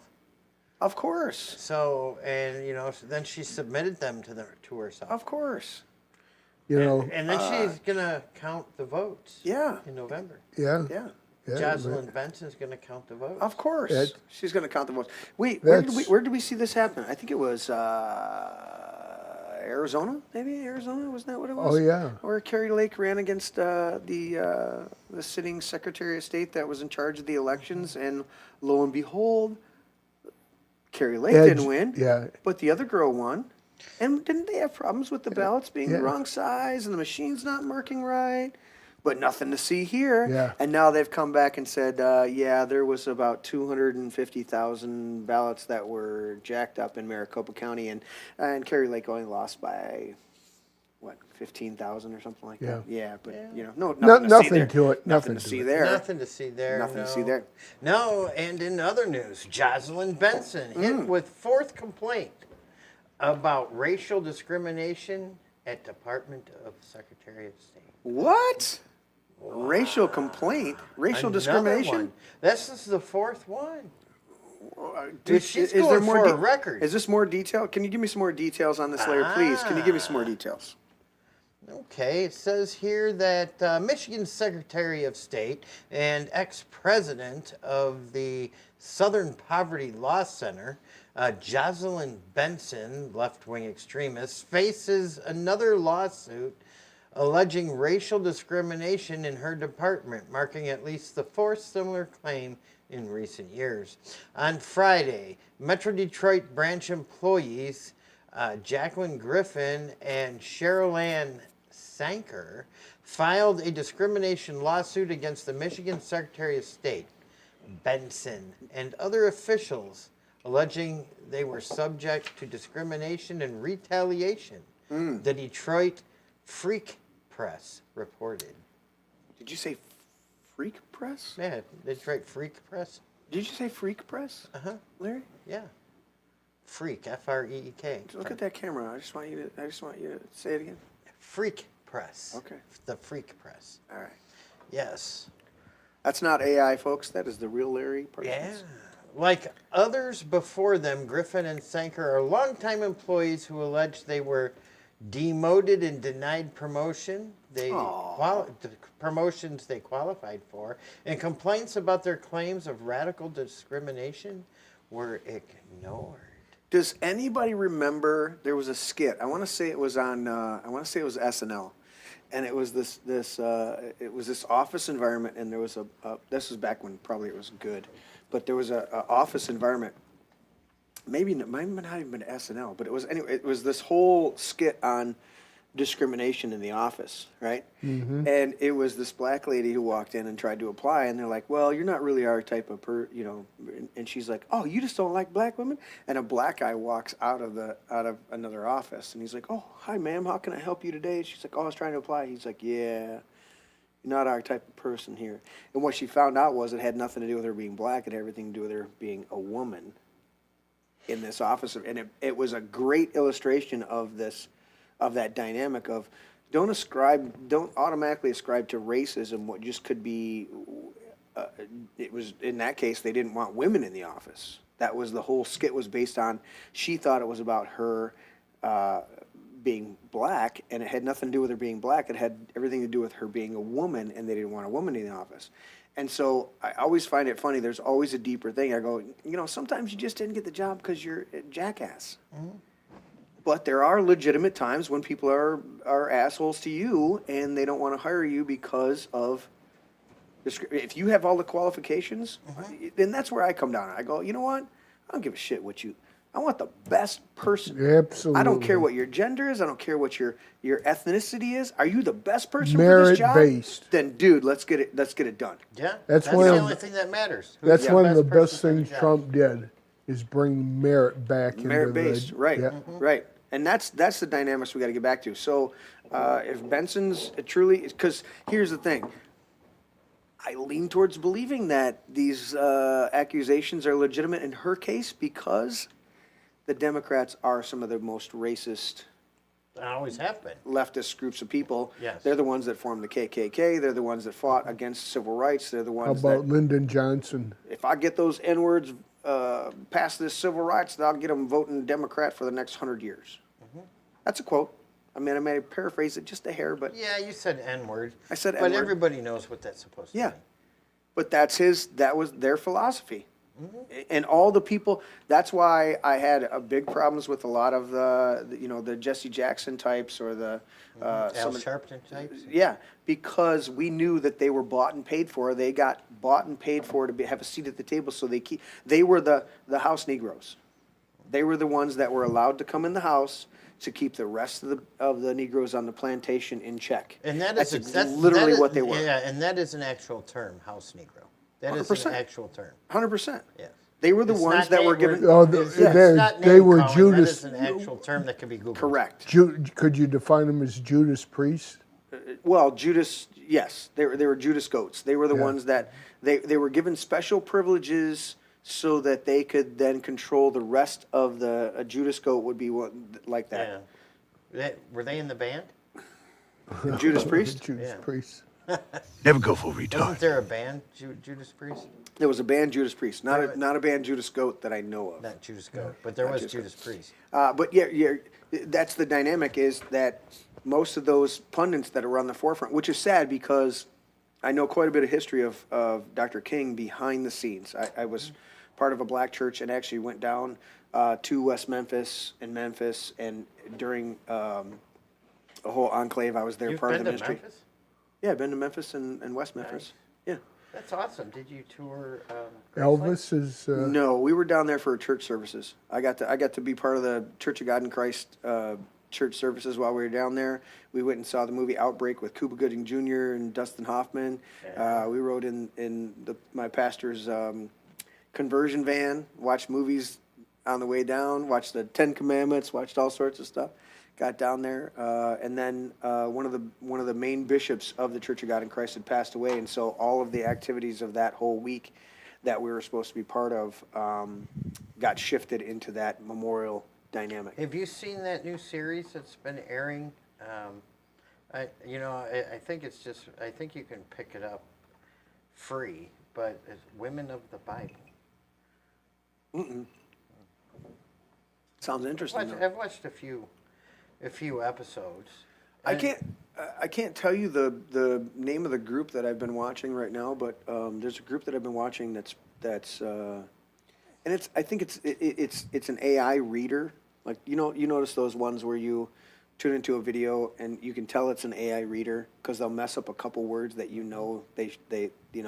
they pronounce incorrectly, but whatever this one is, it came into my feed and I really like it. It was like women of the like the leading women of the Old Testament, and it goes through and like profiles each one. One of the cool ones was it was like an hour long or hour and a half long thing on all of Paul's letters in chronological order, because you realize that the New Testament is written in size. So Romans is the biggest letter he ever wrote. Then Corinthians, 1st and 2nd Corinthians, then Galatians, Ephesians, Philippians, Colossians, 1st and 2nd Timothy, Philemon, and then 1st, 2nd, 3rd John, and then Jude, or I missed Peter, 1st and 2nd Peter, James, 1st and 2nd Peter, and then 1st and 2nd, 3rd John, and then Jude, and then Revelation. So they put Paul's letters in order of size, not chronologically when he wrote them. And when you go back and you read them in chronological order, these are the ones he worked, you get a much better picture of his growth as a leader and as a person based on which ones he wrote first and which ones he wrote last. Now, we know he wrote Timothy, some of the last ones, 1st, 2nd Timothy, and Titus. I forgot Titus, too. He wrote those at the end. And so he's very much, just same way John wrote in 1st, 2nd, and 3rd John. Because John's writing, from the Isle of Patmos after he's been boiled in oil and a whole bunch of other things happened, and so you read these in the historical timeline versus just reading them because of the largest ones to this moment. Which would be easier to track. Yeah, because you read Acts and you can start to equate better Paul's journey, with Acts as a foundation, as Luke was recording that. And then leading up to him starting to write, because he never had a relationship with Romans. Yeah. The Roman church. He desired to come and hang out with the Roman church, but then he had this deep relationship with the Corinthian church. And then as soon as he walked away, they started doing stupid stuff, and he had to have this total correspondence while he's out there establishing other congregations. Yeah, I love Acts and James, those two books. Dude, James, the beautiful wisdom of the New Testament. Larry, what's your next one, buddy? The next one is coming up right here. Ready? Dale says Memphis in May is the barbecue competition. You know what we need to do this summer? Dale, we need to have a huge man cave barbecue party. I'm in. I'm in. I'm in. Let's do it. Let's Yeah. do it. And I want everybody to bring their own recipes, and I got my smoker, but let's get a whole bunch of other. We'll have some people bring different stuff, right? Yeah. And we'll figure out the configuration, and let's have a huge barbecue. I'm in. Are we gonna have a man cave 250th party? We should, and have the band play and just have a blast. We've done that in the past on 4th of July's, where we have the band play we do fireworks, but we have the band play right up until it hits dusk. And then as soon as it hits dusk, we launch a ton of fireworks over here between the pond and the swamp on the neighbor's property. We set up a bunch of tables. My buddy James did it a couple of years, but I can get my sons to do it.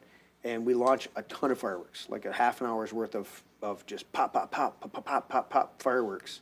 And have that, and then as soon as the fireworks are done, we come back in for drunken karaoke. So the band leads us off. Did you say drunk and karaoke? Drunken karaoke. Oh, drunken. Yeah. There's some people that will get up and sing if everybody's stoned. That's true. I still won't get up and sing even when I'm drunk. I'll have you play some piano. We'll do that. Can we have Larry? Would you sing a Journey song? I would not sing any song. I'll sing the Journey song, but Larry will play the piano like he does all the time. Yes.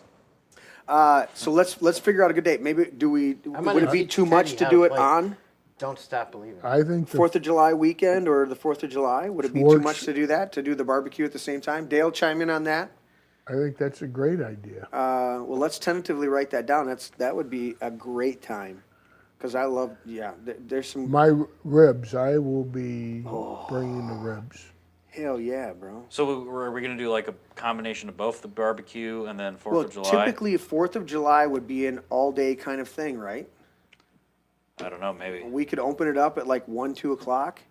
I'll make some cornbread casserole. We'll have some jalapeno cornbread, which Larry would like. Yeah. Some jalapeno cornbread, some other cornbreads. We'll put out a whole list. We could make a whole picnic day of it and then cap it off with fireworks. And another thing too, barbecue. Have people bring beans. Oh yeah, Dale and Cheryl brought barbecue baked beans with jalapenos. oh yeah, Dale and Cheryl brought You like cowboy. jalapenos, Teddy? They brought the cowboy baked I don't mind beans. them. You didn't give him a resounding. He said you don't mind him. I don't mind beans. I know, but No, Larry I was asked like if- looking for a hell yeah, Larry, I'm in with you, bro. Hell yeah. Larry, No, I love asked if you beans. liked jalapenos. Oh well, I don't know. He- I don't know, Depends. I don't know Teddy's about not the committal. holidays. He's not committal. Sometimes jalapenos just burn my mouth. Sometimes I just have them without any issues. I'll bring the beans without. John Bovey says yes. 4th of July is a whole day. Thank you, Bovey. Oh, really? Thank you, Bovey. I do need to touch back before we go to Larry's next article here. It says that Jeffrey Ameo, which is your favorite guy, the Hell Strangler, the Livingston Strangler, The Livingston Strangler. said, I seen that dude play basketball. I don't know who he's talking about. He says, ooh, Jeremy. He doesn't even include the extra E in my name. He says, I seen that shirt like 11 times at the last Pride Parade she had. Yeah. You're no, a you- gay fish. No, you didn't. You didn't see this shirt. Because this shirt's too sexy for a gay parade. Larry, go. Former Flint mayor slams Jocelyn Benson over voting concerns and discrimination lawsuits from black employees. Democrat former Flint Really? mayor Karen Weaver, who is a left-wing nut job, Left-wing nut job. alert. has some concerns with Jocelyn Benson, so she's backing Detroit Mayor Mike Duggan's independent bid for governor. I apologize, everybody. I was loading the ice in my glass while Larry was doing that, and I should have Yes. muted my microphone while I was grabbing ice. Yes, I how thought I was about- off camera, so I would be good. Go. And for this next one, a rival spills tea on Garland Gilchrist. Okay. He told me point blank he didn't want Secretary of State job. Of course not. You wanted the governor job. But Yeah. he'd take what he can get. Yeah, but they pulled the rug out from under him. Yep. Stuck him with Secretary of State. Yep. For the record, Larry, for those in Ann Arbor, who is Garland Gilchrist? Oh, Garland Gilchrist right now is the left-wing nut job who is the Michigan lieutenant governor. So you guys could have done without the preamble of left-wing nut job. The idea is he's the current lieutenant governor who got bypassed for governor after having served 2 terms as the lieutenant governor, so that Jocelyn Benson can rig it. And he's like, yeah, I didn't even want this job to be secretary. Wait, I'm already lieutenant governor. I should be running for governor. You're going to make me run for secretary of state and follow Benson? They probably cut a deal with him because Benson probably said, look, nobody can count the votes better than me, and I'll be counting your votes too if you run for secretary of state. And then Probably said it somewhat. and then maybe in 8 years you'll Yeah. be ready to run for governor, and you can count your own votes and be proud of the vote counting that you've done. Yeah. Back when we got to learn the ropes. Yeah, you can count your You own gotta know votes. how we cheat. You can turn in your own signature. You can sign your name 30,000 times and turn them into yourself. Hell yeah! That's the way we do it. Yeah. Is that a song? Oh, it's pathetic, actually. We're laughing at it, but you know Well, it's what? gallows humor. We got to laugh. or We- it's we- just yeah. Republican Senate candidate Mike Rogers turns in 30,000 signatures to qualify for the ballot. Who does? That would be Mr. Rogers' name. Oh, all right. All right. Did you find Genevieve? So I did find something on Genevieve, and I'm going to read this, and it's not what I had hoped. Because, I thought that having her on the ballot would be good. Agreed. For the race. Agreed. All right, Republican U.S. Senate candidate wants to void signature requirements to make the ballot. Now, this story was the only thing I could find on the ballot signature issue.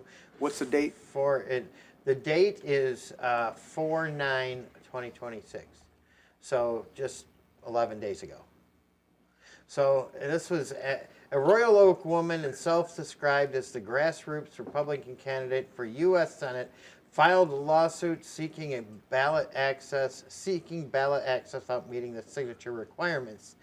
Genevieve Peter Scott, complainant filed in U.S. District Court, acknowledges that she relies primarily on personal resources and volunteer efforts because her campaign lacks sufficient party infrastructure, institutional support, major funding, or endorsements.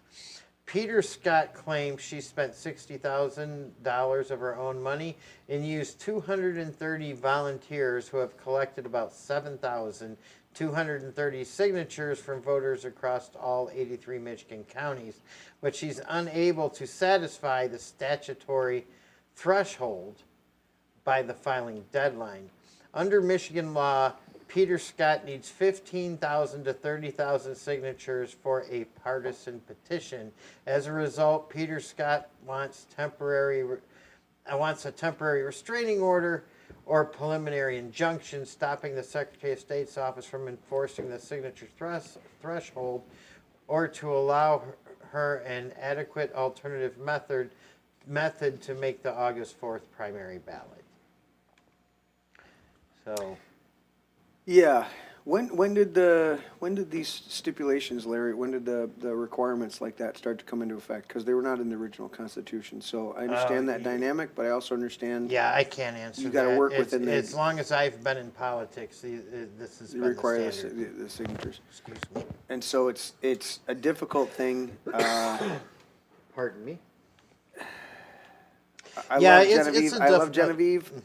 But if you unfortunately in our current system, you don't get the signatures. You don't get the signatures. We're going to make sure Right. we have her on the show in the near future, no matter she's what. a very nice lady. Phenomenal. I love her Yeah. platform. I love all the She asked me to dynamics. sign her petition, and I couldn't because I had already previously signed for somebody else, and I didn't want. You can't sign for. that. You can't sign for two candidates. No, you cannot. Okay. If you do it knowingly, Yeah. it's a misdemeanor. If you do it accidentally, You lose your vote. no, they'll look at the dates of the signatures if they catch it. And they might just disqualify one of them. They'll disqualify the first Second. signature. Well, the first, The first. not the second. So the second one will override the first, and they'll void the first one. But you knew about it, so you couldn't, in good conscience, sign it and nullify your first. Well, some people make mistakes, but I mean, if they determine to take you to court and prove you willfully did it for nefarious reasons, I guess they could charge you with a crime. I've never heard of anybody being charged with a crime for that, but a lot of people don't realize that it's a crime. They just want to help. Right. Yeah. Dale says that the Oh, lieutenant governor, Yes, never in his office. probably not. Probably not. Probably under his boyfriend's desk. by the way, I was thinking, Dude. What's hold that for a second. What's are the duties? Is it similar to a vice president? Is the duties of a lieutenant governor similar, like the president of the President. Senate? State No, Senate. no, even less. Even less. Yeah, basically, I don't. The lieutenant governor can sit over issues in the Senate. I think. Yeah. In the Michigan Senate, if there happens to be a tie, but other than that, it's just like when. If Gretchen Whitmer has to take time off to go to the gynecologist, then Or to travel to foreign countries because she's a state governor. yeah, you know, she needs she's to gotta do- slam the. There are United three States main of duties America. assigned to the lieutenant governor: to serve as acting governor while the governor is out of state, Yep. to become governor if the governor is unable to serve due to death, illness, and Incapacitating. yep, and to preside over the Michigan Senate. Okay, so Yep. providing, so that's a key role, presiding over the Michigan Senate, just like the vice president presides over the National Senate. What were you going to say, Joe? oh, so I need to make a correction. I said it nullifies it. That's a petition. If you're signing a Yes. petition, you sign twice, it nullifies. Yeah, but it can I confused the two. it can also be a crime. Yeah. So you got to be careful with that. What you definitely don't want to do is forge a signature on one of those, because that is a felony. Yeah. So. Tina says, hello, my brain. Hello, Tina. Tina was on the show last week with Yes. with her and the lovely Lisa, having a blast on here. Hello, Tina. They were yucking it up. We're gonna start having them on a regular rotation, at least once a month. Tina and Lisa on here. It's gonna be like the Tina and Lisa part of the segment of the show. They were telling me, they want like a segment or a show where it's like called Fire and Stone. Ooh. Well, that's what I want to know is when Let's they do come it. on the show next time, do we get to try pigs on the blanket? You know what? We will coordinate better next time Glunky, yeah, because it was like short notice. With you guys continue to pray for Patrick. You guys know in the audience our good friend our Patrick. good friend Yes. Patrick, our Mom veteran. passed away. Yeah, he lost his beautiful mother. Yeah. Yeah, I was Tanya and I got to be at the funeral with them this past Saturday, and They didn't even kick you out. no, it was Friday. It was Friday. Yeah. We went down for the funeral, for the interment, and then we went to the one of his dad's favorite places, or they like to be at the golf clubs and stuff like that. And so we were there at the clubhouse, had a very nice meal, and then we went back to his mom's house, and for cocktails and hanging out with the family. We didn't get home till I think 6:30, 7 o'clock. We went down nice. there at like 10 in the morning, and so we spent pretty much our whole day with Patrick and his family. So shout out to them. That was a beautiful ceremony. Lots of great. Of course, Patrick and his sister and brother got up there and said stuff, and then a couple of the grandkids and just gave these beautiful testimonies about mom, Patrick's mom, and it was wonderful. And then to hang out with everybody and just reminiscing, it was great. And we were Tanya and I were one of the only couple people beyond family that hung out for the whole day. And with talking with Patrick today, he just reiterated again, thank you. And so it was an honor to be there with him. And so you guys continue to pray. Patrick will be back at a certain point, but it's still fresh, obviously. You guys know me. It took me a little while, even continuing to try to do the show. to focus It's on. it's a hard thing if you haven't been through it. Yeah. It's, Yeah, we actually took our grandkids to see Hail Mary, a new movie that was out at the Imagine Theater. Yeah. How was that? Ryan Gosling. It's been touted as a pretty good movie. Was not a good movie. Was it pretty woke? No, it wasn't woke. I just didn't enjoy it. You didn't like the fake space. You didn't like fake space. I just didn't like it at They all. didn't criticize Alyssa Slavsky. You know what's interesting about you know what's interesting about the fake space movies is they actually have better CGI than NASA. Yeah, that's funny. I did not like the movie. The boys liked it, but I mean, my wife. I don't know. I can't speak whether she liked it or not. I thought it was terrible. Terrible. Terrible. It's totally I thought terrible. It was terrible. What part of it was terrible? Just boring, hard to follow. I fell asleep 3 times during the movie. I mean, it just wasn't. It wasn't captivating to you. Yeah, no, it didn't have a lot of action in it. You were in the spaceship. This is a all space the time. movie. This is a space Yeah, movie. What's the last space movie before this that you watched that you actually liked and stay away from? Something that I really liked, probably Lost in Space. Oh. No, I'm kidding. I did like that movie. I did like that movie. Yeah. It's a good one with Matt LeBlanc movie, and William Hurt. Yeah. Yep, I did like that movie. What was another one? Space one that did you like the Sandra Bullock one? What was the Sandra Bullock one where she gets in the capsule and she's got to be rescued and all that shit? And Was that Sandra Bullock or was that Jodie Foster? No, it was Sandra Bullock. Jodie Foster was Contact. If you're thinking, Yeah, that was a good movie too. Okay. Contact. So there were some of the fake space movies that you really liked. I liked all the Star Trek stuff. All the Star Trek. Oh, of movies. course. You know, my favorite. That's though, because is my favorite. you like it. Dale says Spaceballs. Generations. Spaceballs. You know, there's That literally. Spaceballs was a good movie too, but and so was that one with Tim Allen. You remember the movie with Tim Allen where they went out in space and with the. You mean Toy Story? No, Galaxy Quest, dude. Galaxy Quest, Quest was phenomenal. Yeah, that was hilarious. That was a great movie too. Sigourney Weaver. Yes. Avatar.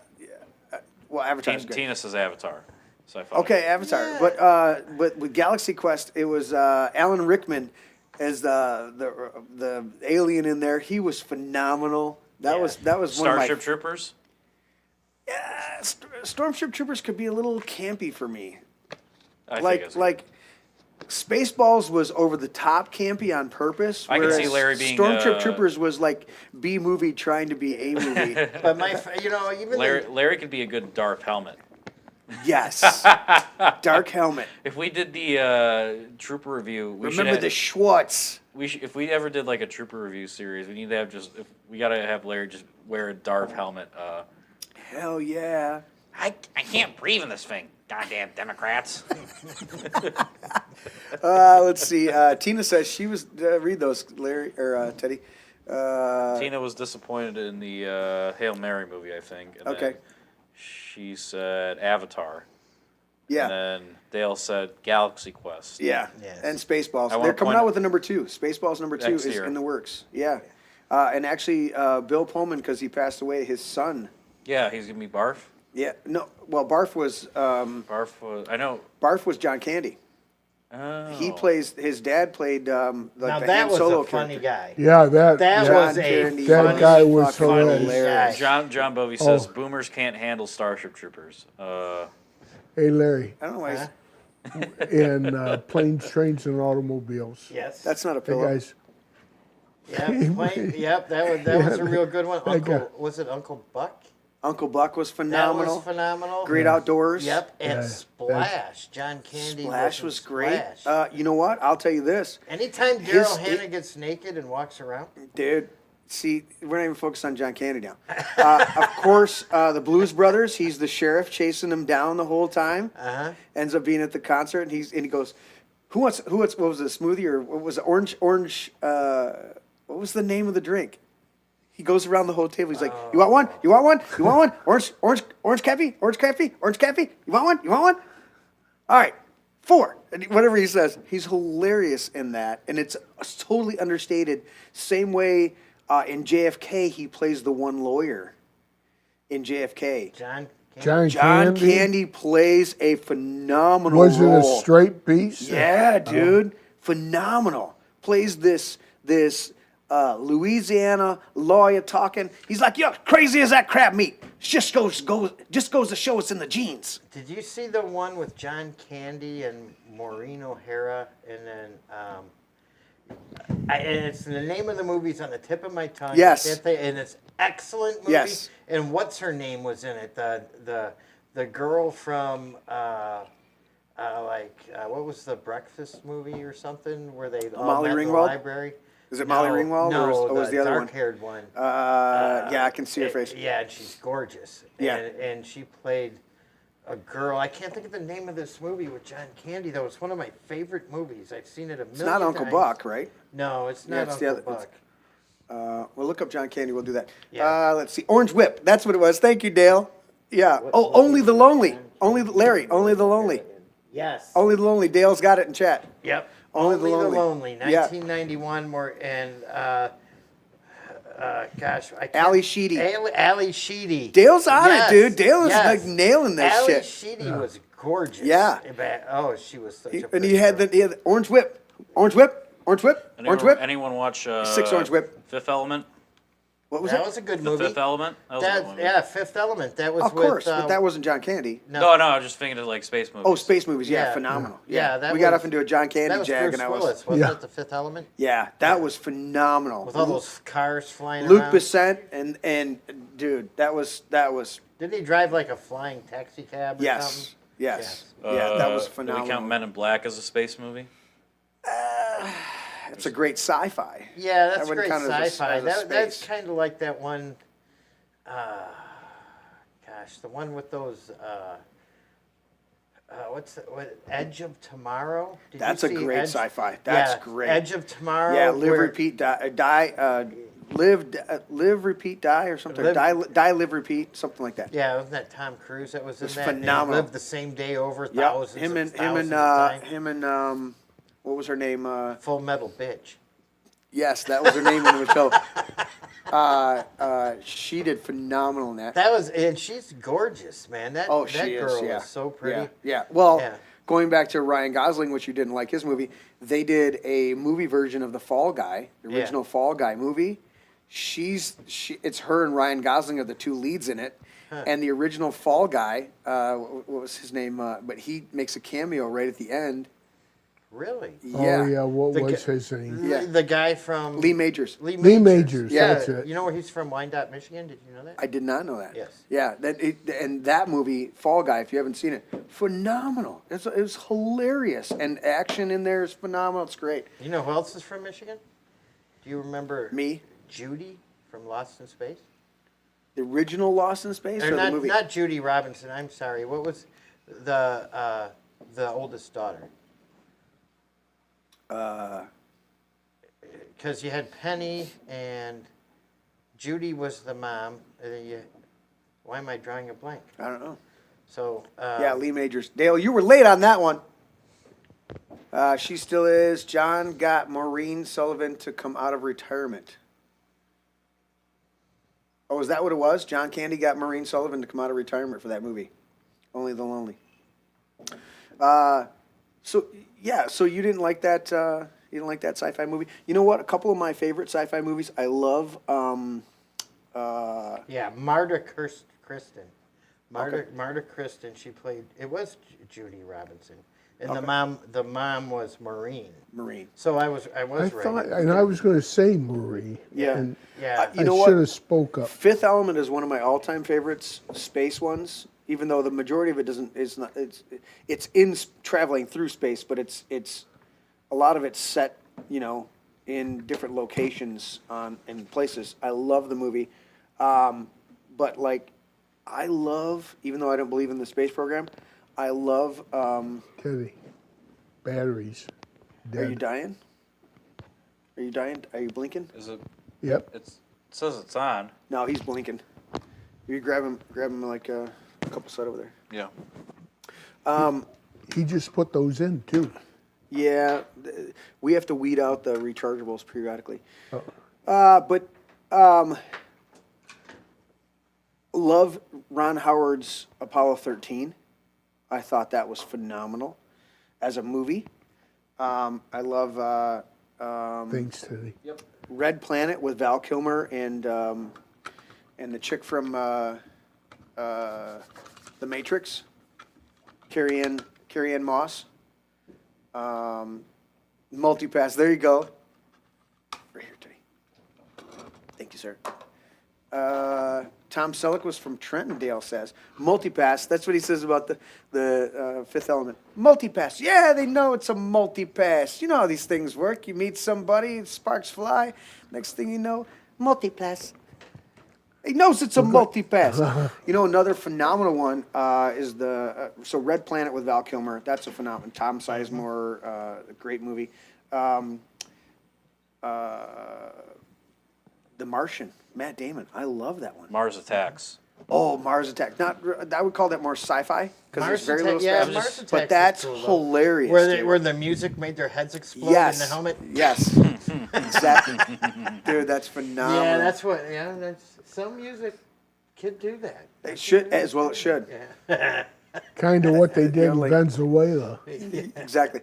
Larry, you got one more on your lightning storm? This is a long storm I've got tonight. a couple. Yep. Democrat McCormick of Florida resigns before the House can sanction her in an ethics case. Oh. Apparently, she's been embezzling money from FEMA, COVID money, totaling millions and millions of dollars. What? Yes. No. She resigned from office Tuesday morning, moments before the start of a hearing that could have led to the recommendation that she be expelled from Congress. What? Could she be held liable through the court system? Gosh, I hope so. You would think so. I really hope so. And lastly, candidates chosen for Republicans and Democrats in Secretary of State, God bless you. Attorney General races. So the Democrats did us all a favor and nominated the absolute worst candidates that they could possibly nominate. So they did us a number 2? Yes. They gave us a solid? Yeah, they gave us a solid. They gave us a number 2. 2 of the shittiest candidates possible. That's what I said, number 2. Yeah, number Yeah. 2. Number Yeah, yep. So, I'm actually happy to You're see happy? it. Yeah, I'm happy to Larry's see it. happy over there. Yep. Anthony Forlini is the Republican Secretary of State nominee, while Garland Gilchrist will be his opponent as the Democrat Secretary of State nominee. Doug Lloyd is a great guy, a very strong candidate. He's the Republican Attorney General nominee. And Eli Savitt will be the Democrat Attorney General nominee. All I got right. a question So- for you, though, Go. Larry. Yes. Go. That is, when you say they brought on the worst candidates, but Democrats don't view these people as Good candidates, incompetent, period? and so they're going to vote for them anyway. So does it really matter if they get a Yes, it good does. or a bad candidate? It does matter because of independence. Okay. Oh, okay. Yeah, I mean, Which are a larger voting bloc I than- expect all the Democrats to go out.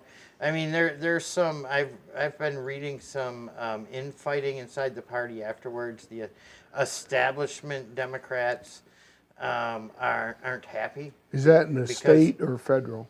It's state. It's Okay. it's for the state of Michigan, and what's going on right now is the establishment Democrats are kind of melting down because they see what's going to happen in November, because their candidates are so unqualified and so extreme and terrible that The independent, they're going to lose the independent yeah, vote. they're going to lose the independent vote.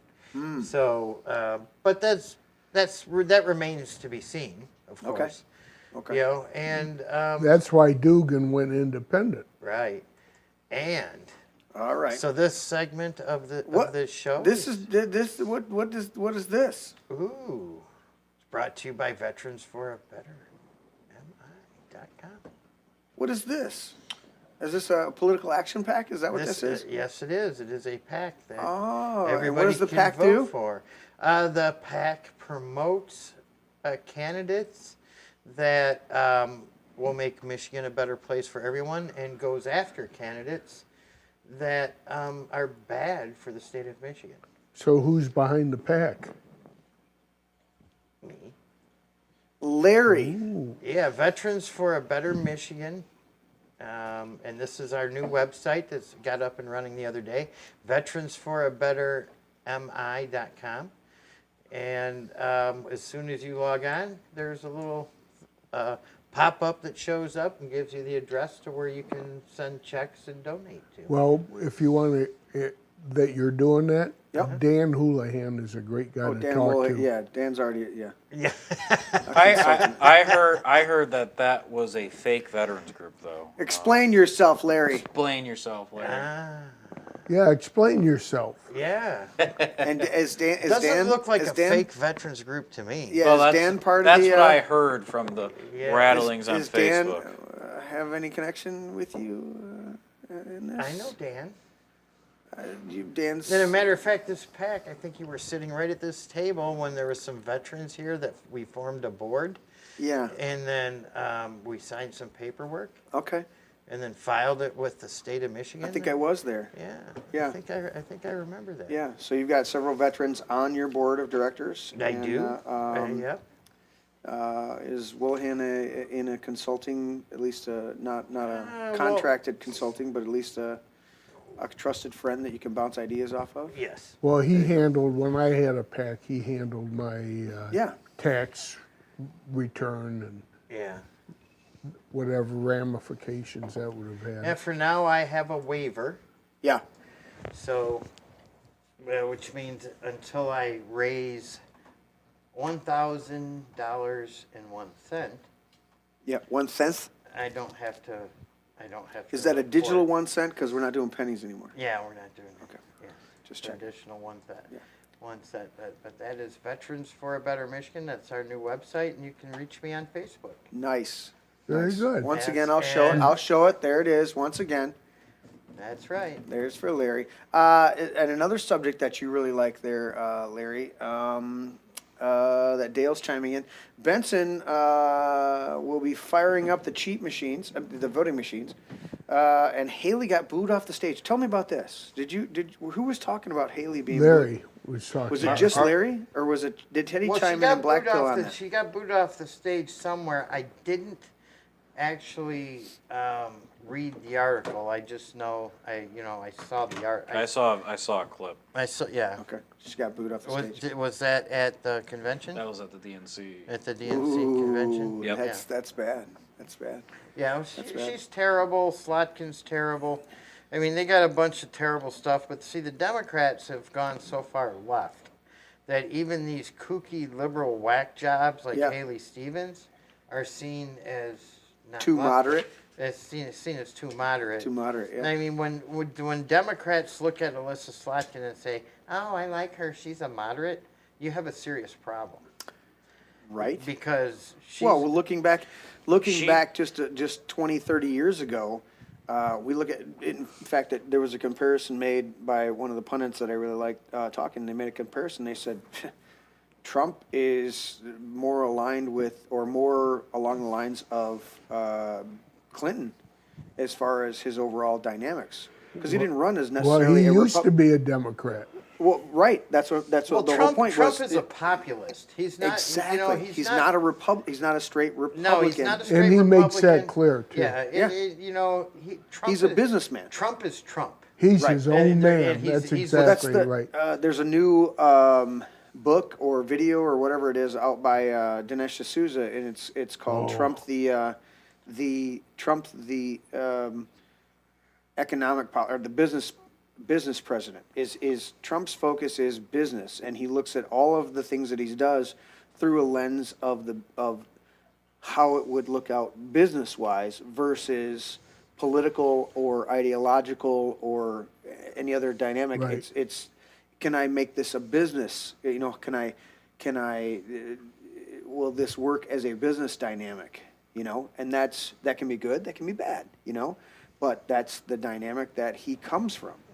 And I've said that all along, and I know many other people have said that all along, that he looks at the art of the deal. He looks at this whole dynamic. So it's hard, or it's not hard, but it's sometimes difficult to then translate a business deal into geopolitical applications, because what might work in the art of the deal, as far as a business arrangement, when you're then the head of a state, doesn't always translate. Well, the head of the state doesn't have the economic experience. Correct. Well, that's why he's tried he went hardcore on the tariffs, because he did a little studying on that, or a lot of studying on that, and found out that the one time in this country when we were completely solvent and had a balanced budget was when we had the tariffs in place, and we actually had to form a board of what was it called? Board of Expenditures or something like How that. to spend it, Yeah, of how to spend the because surplus there money was that so we had. much money. And then he had guys like Lutkin who wrote the law wrong, and now we have to refund $166 billion worth of tariffs. That if the Supreme Court justices who voted against it said they would have written it, if they'd have changed the language, a couple different things in it, they would have said it's completely constitutional. But because it was written wrong, here's the problem: Lutnick was one of the people that invested in it being wrong, so that they could cash in on it. Lutnick, And he's wasn't sitting he there. one of the He was a neighbor of Epstein. guy? Yeah, was he involved with Epstein? Yeah. So I saw some news articles on that today of all that. So it's like it's ridiculous.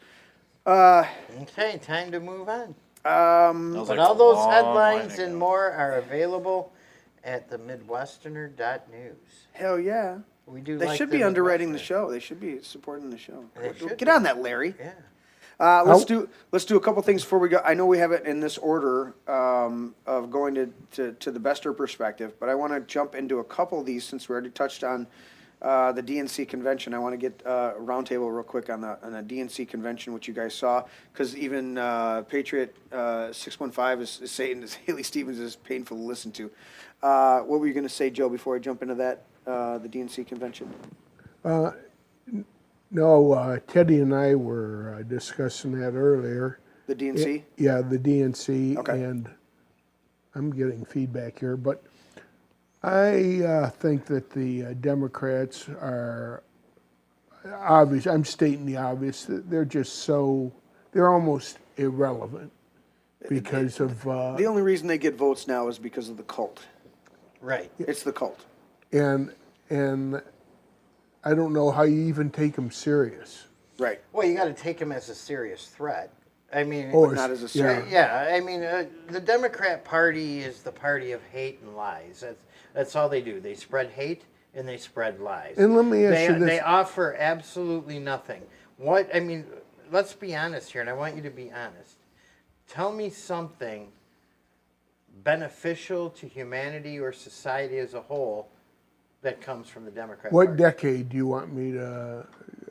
I'm talking specifically right now. Oh, okay. Right now. Because to be able to give you a positive, I would have to go back to JFK? JFK. Yeah, exactly. Yeah. That's my point. Yeah. You know, other And- than and- putting boys and girls bathrooms, locker rooms, and showers, and Yeah. boys and girls sports, what's the Democrat Party want to do? Open borders, or go back to just sending Iran money so they can build more nukes?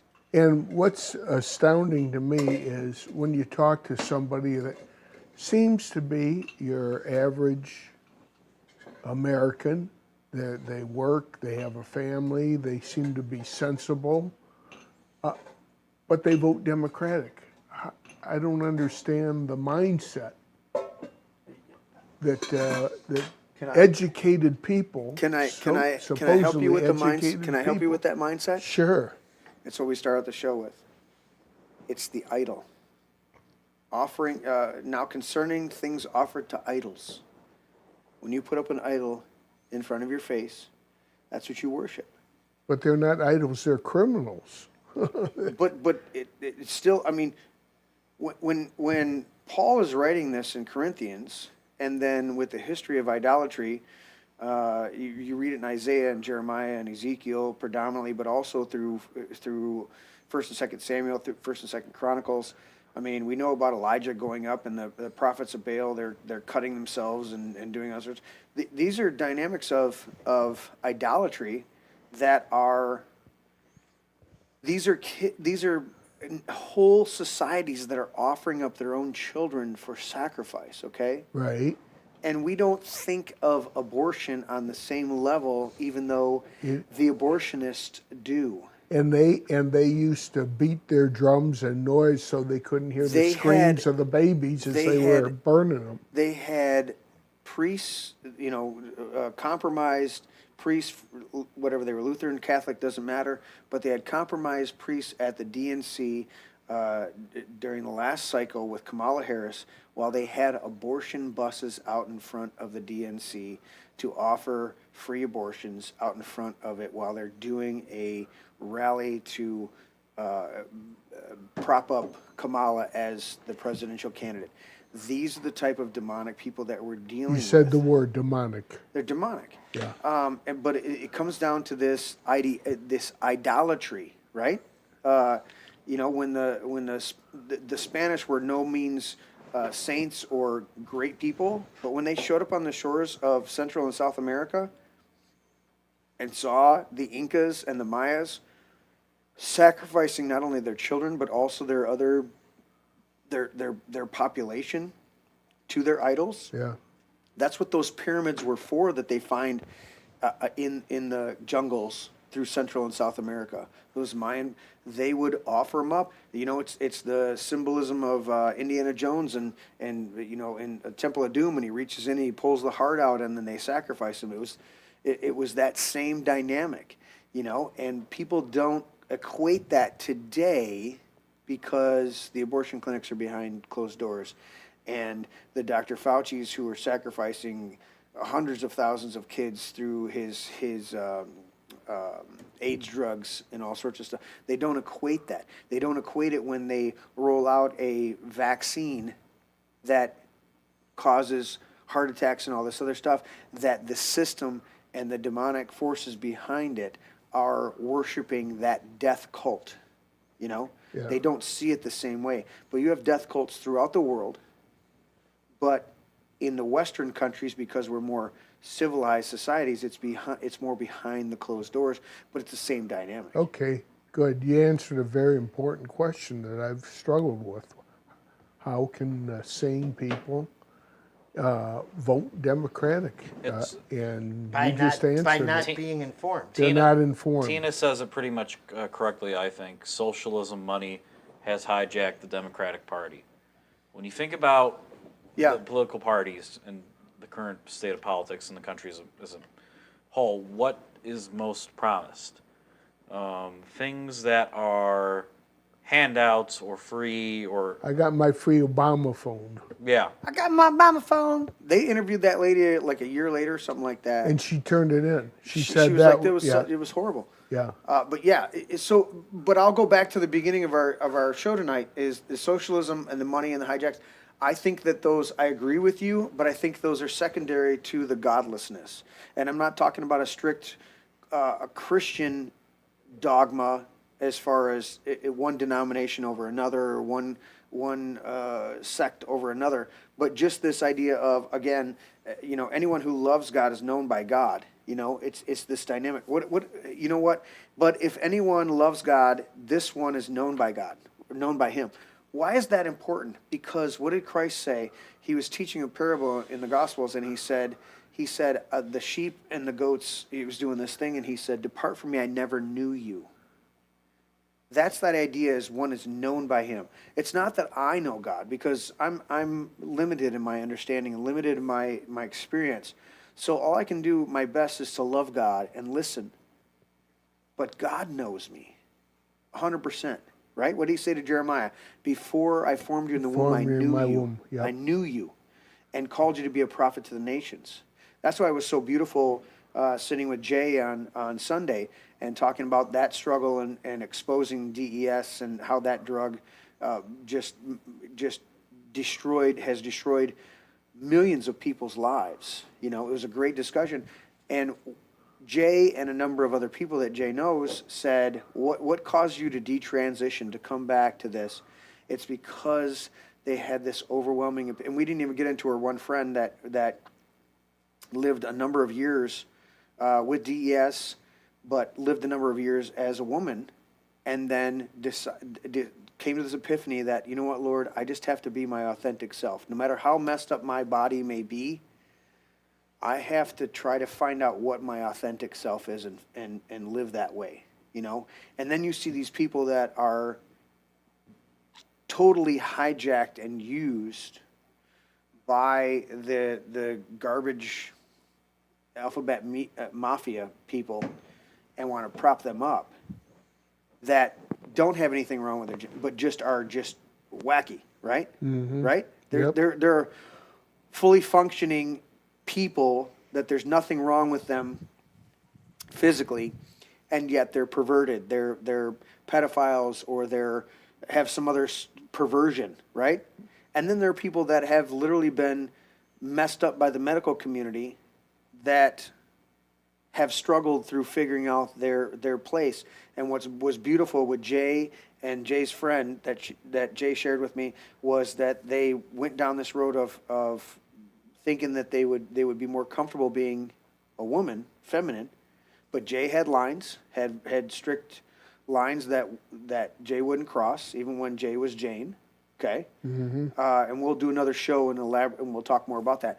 But the dynamic was that they both came to the conclusion, you know what, Lord, I know my body's messed up. I know what I've struggled with, but I'm going to accept and live the rest of my life in this male persona, because that is what was really assigned to me, and I have that motivation, but I have to try to be as authentic as I can with you. And that's that dynamic of it's enough that you love God, but you're known by God. Right. You know? Yeah. And that's a big struggle. And that's why I pointed out for the more than 6 years of doing this podcast that there are legitimate people that have been born messed up physically. Or even Jay even talked about the feminine brain. Jay has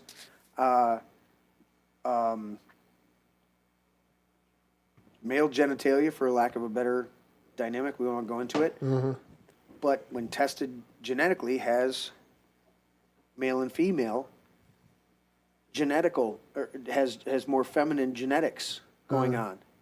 How do you navigate that? Yeah. Right? Yeah, it's tough. It's tough. And then you come back and you look at these different people in the left, predominantly the left wing of our society, and they may have some legitimacy, right? We've been poisoned 7 ways from Sunday, through the water, through the food, through the air, through the just the Wi-Fi alone, you know? Yeah. And yet they succumb to that left-leaning, twisted ideological dynamic, and you kind of, sit there with Larry and scratch your head, quite literally, and go, wow, what, and you want to reach them, and there are some that you can, but there's a lot of them that are so sold out to that false image that it's this idolatry. They don't know that they're being used. One thing 100%. that Democrats are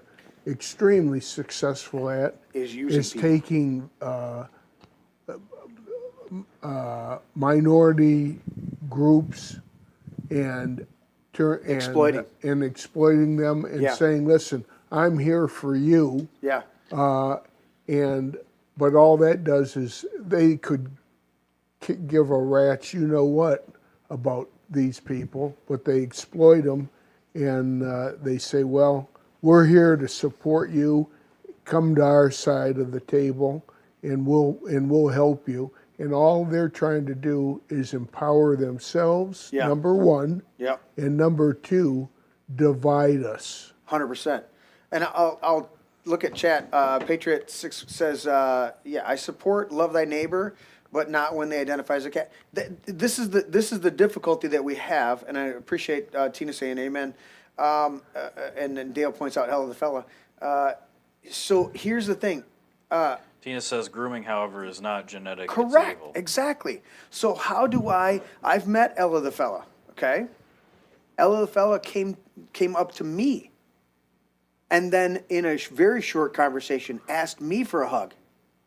And when I hugged Ella, I said a little quick prayer, right? Yeah. To find what is your true identity? You know, let Lord connect with, find it. So there's a way to connect with people that are messed up. And there's also a way to not publicly validate in any way their twisted, messed up ideology. And that's where wisdom, that's where we got to go to James chapter 1. It says, if anyone lacks wisdom, let him ask God, because you got to have wisdom to figure out how to validate a person on a personal connection level, yet stand strong and invalidate a harmful, grooming, perverted doctrine that they're espousing, or that they've been co-opted and used to promote. There's wisdom in that. You hate the sin, you love the sinner. And it's not easy. And I get it. And we deal with it with politics too. We deal with it with religion. We deal with it with society. It's all the way around. How do I connect with that person right now on a personal level, even though I may disagree 100% with what their activity is? Standing in front of a church with a blow-up penis, but if they have a moment of vulnerability and they want to be honest and have an honest conversation, You want to be able to capture that. Can I be open to that and go, you know what, I'm going to respect you as an individual right now and talk with you, but I don't agree with your position. I don't agree with your dynamic. Larry, you got to go, or you just got to use the bathroom? Yeah, I'll be right back. Piss off, Larry. That's why you're not on camera. It was me and Joe over here. But I get that's the difficulty, guys, is when we disagree with the dynamic. We disagree with their philosophy and what they identify with, but we want to affirm them as an individual. You know, it's almost like the woman at the well, right? Where Jesus walks up to her and he says, "Will you give me a drink of water?" Who spoke first? Jesus. He says, "Will you give me a drink of water?" And she was a Samaritan. And she says, "You're a Jew and I'm a Samaritan. You know, you know, how can you?" She goes, "How can you ask me for a water?" And he's like, and she goes down this whole thing, and he breaks down her arguments, right? And then the next thing you know, she's like, she evangelizes. She goes and tells the whole town, "Come and see a man who told me everything I ever did." Yeah. You know? Yep. Because he connected with her, and he didn't connect with her soft. He said, "Hey, the man you have now you've had 5 husbands. You're right when you say you don't have a husband. You've had 5 husbands, and the man you're shacked up with right now isn't even your husband." You know? Yeah. And she went, "Whoa. Yeah. All right." Where's But he connected with her first. Right. He connected with her first. And it wasn't even the fact that she had 5 husbands and was shacked up with another guy. It was the fact that she was challenging authority. He asked her for water. She challenged that. He said, "You Jews say that we worship on this mountain." And he goes, "You know, I am a Samaritan woman, and you Jews say that we must worship on." And he goes, "The time's coming when you'll worship neither on this mountain nor at the temple." And she goes, "Wow." She was constantly challenging authority. That was her problem. Uh-huh. Shacking up with multiple guys it had everything to do with her challenge of authority, but Jesus cut to the chase. When you go through and reread that in the Gospels, it's phenomenal. The way he breaks down and connects with her in such a way that he calls her out, but he doesn't call her out directly. He calls her out by tapping into the root issue. When you do that with people, you find out how they're like, "Oh, you actually get me. You actually are getting to the core of what I'm dealing with. Okay, I'm going to listen to more of what you have to say." That takes a lot of insight. You got to have a lot of wisdom, a lot of insight. You got to, and I'll tell people, I go, you know what? Reading people is not difficult, but you have to know what to do with it. Yeah, how you respond to them when you're reading. Yeah. I can walk into a room and know somebody's angry, know somebody's happy, know somebody's depressed, know somebody's you can walk in the room and just pause for a minute and feel how people are feeling. Well, even when people come on the podcast, right? Or people, you know, do a party. People come in, you shake their hand. In that moment, you should be able to discern how that person's feeling. And then, you know, there's been times when people walked in and I shake their hand and I can feel it. Yeah. That they're dealing with something. that's when you pull them in for that hug. Yeah. You know what I'm saying? Uh-huh. And they step back and they kind of look at you like, wow, you know, like, whoa, you know, you got a little personal with me with the hug, and I don't even know you, but I needed that hug right now, even though I couldn't tell you. It's like you get this download from people. Oh. But it's how you, the wisdom comes from how you respond to what you're reading in the atmosphere and within people. That's why the 6 feet distancing during COVID was bullshit, because 6 feet is on average how far away you need to not read people. Right.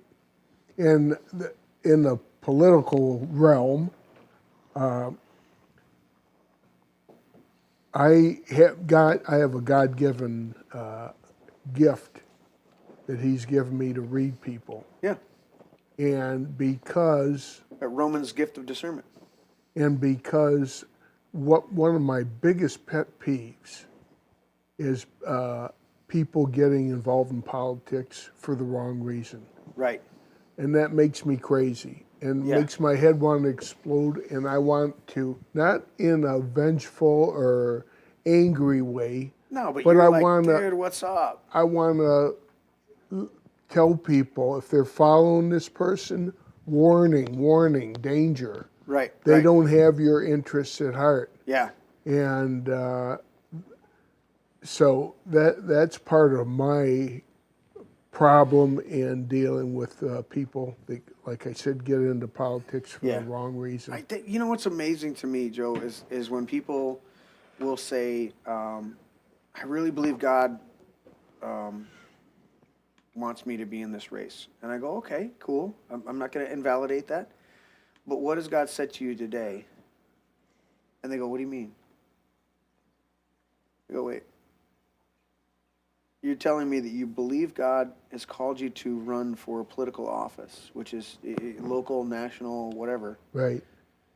and yet you can't tell me what the Lord talked to you about on some simple, not insignificant level. Yeah. Does your wife know? Do you have conversations with her, and you come out of the closet and she goes, no, don't wear that shirt today because I know where you're going. You know? Yeah. Put something, or whatever it is, whatever the dynamic is, right? Honey, are you sure you should eat that? That doesn't, you know, you don't do too well with that food. That food's a little, you know, doesn't do. It's like, I had somebody one time years ago go, I bet you asked God whether you should go to the bathroom. I go, the question alone tells me where your level of heart is. Cynical. Because if I was on a job site, if I'm in a job, if I'm in a factory, if I'm in an environment, and I have designated break times to go and use the bathroom, Yeah. but I have an extreme situation that's beyond that break time, I'll ask my boss if I can use the bathroom outside of those break times. So you're telling me that if I'm in prayer and I drank a whole bunch of water before I went into prayer, and I go, oh man, Lord, I probably should. Yes, I've asked God if I can go use the bathroom, because I agreed upon time with the Lord to go use the bathroom. I designated time with the Lord for prayer. Okay, Lord, you want me in here for an hour. You want me in here for an hour and a half, 2 hours, whatever it is. And you're telling me that you'll ask a boss on a job site if you can go use the bathroom, but you don't think of asking the Lord of all creation if you can stop during prayer and go use the bathroom? I see where you're going. When I get into my prayer time, the Lord isn't like mean to me, but he gets after me. Depending on where my mindset is, he'll get after me, because I'll see things that I need to fix, that I should do, I can straighten this up, or I can just fix this chair, or I can sweep I can pick up this thing off the floor, and he'll go, leave it alone. Yeah. This is my time. Yeah. Leave it alone. This is my time. Focus on what I'm doing with you. Okay. So I can't reach over and pick that thing up. That's been sitting there for 4 days that I didn't pick up until I'm in prayer time walking around, and now all of a sudden I have to pick that thing up, and he goes, leave it alone. Leave it alone. Yeah. I go, oh, okay, Lord. And so that's that dynamic is people running for office and they go, I really just believe strongly that God wants me to run for office. I go, okay, all right. Do you remember the last time he told you to put the cart back in the parking lot? Remember the time that you walked by some trash and he said, pick it up, and you stopped and you went, what? All right, I'm going to pick that up. So what you're saying is really either you ate too much pizza the night before, or are you really in tune, and do you want to? 100%. And I don't want to discount people that say that they believe that. I understand that there are different depths of levels of relationship that people have, but I go, guys, if you're not listening on the most basic level, then how do you actually trust? And that's what you started, yes, what you said. Yeah. Some of the people saying, I really believe God's called me to do this. I go, okay, what's that based on? What's the dynamic here? You know, if my wife says, honey, I really think that we should go and borrow $50,000 to do this. Or if I say, honey, I believe we should borrow $50,000 to do this. And she goes, are you sure, honey? Do you think we should do this like that? You know, we have a conversation. You got people out there launching these huge campaigns, and because they didn't get a bullhorn from the sky telling them not to do it, they think, oh, God, you know, I just believe strongly, or I have a passion for this. And I go, this is part of the reason we're messed up, is because we're going off of feelings and a lack of God telling you no. Yeah, and feelings will steer you wrong. And I go, and they may be very valid feelings. You know what I'm saying? They may not be, you may have the best of intentions, right? Yeah.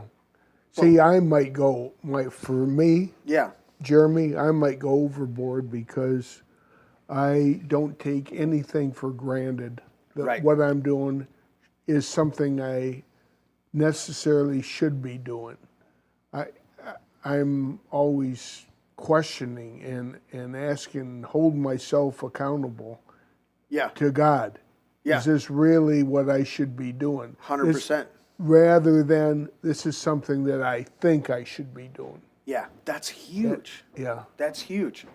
Tina's saying some great stuff here.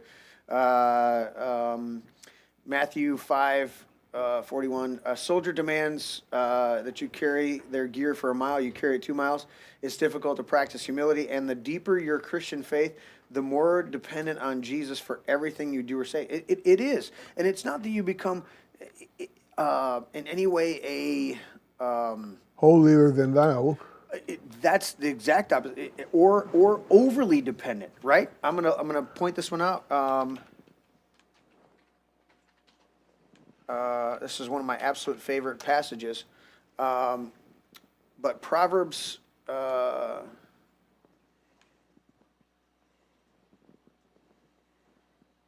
I'm going to it. Proverbs. Why am I not getting there? I got to go to the next verse. 16. That's why I did 20. What was I thinking? 20. I read something as I was typing it in. Proverbs 16. So I'm going to pull this up here.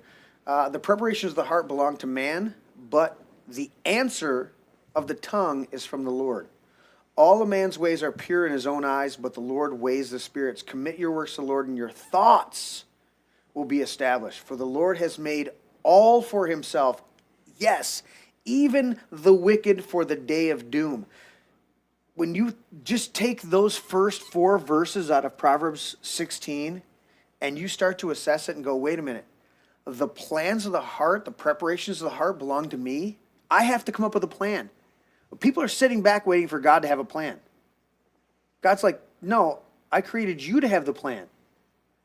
But I also created you to hear my voice on how to adjust your plan and what parts are good and what parts are not good. Because you can't see everything, but I can. That's what the Lord says, right? It says that's the answer of the tongue is from the Lord, right? You have to have the plan, but the answer comes from the Lord.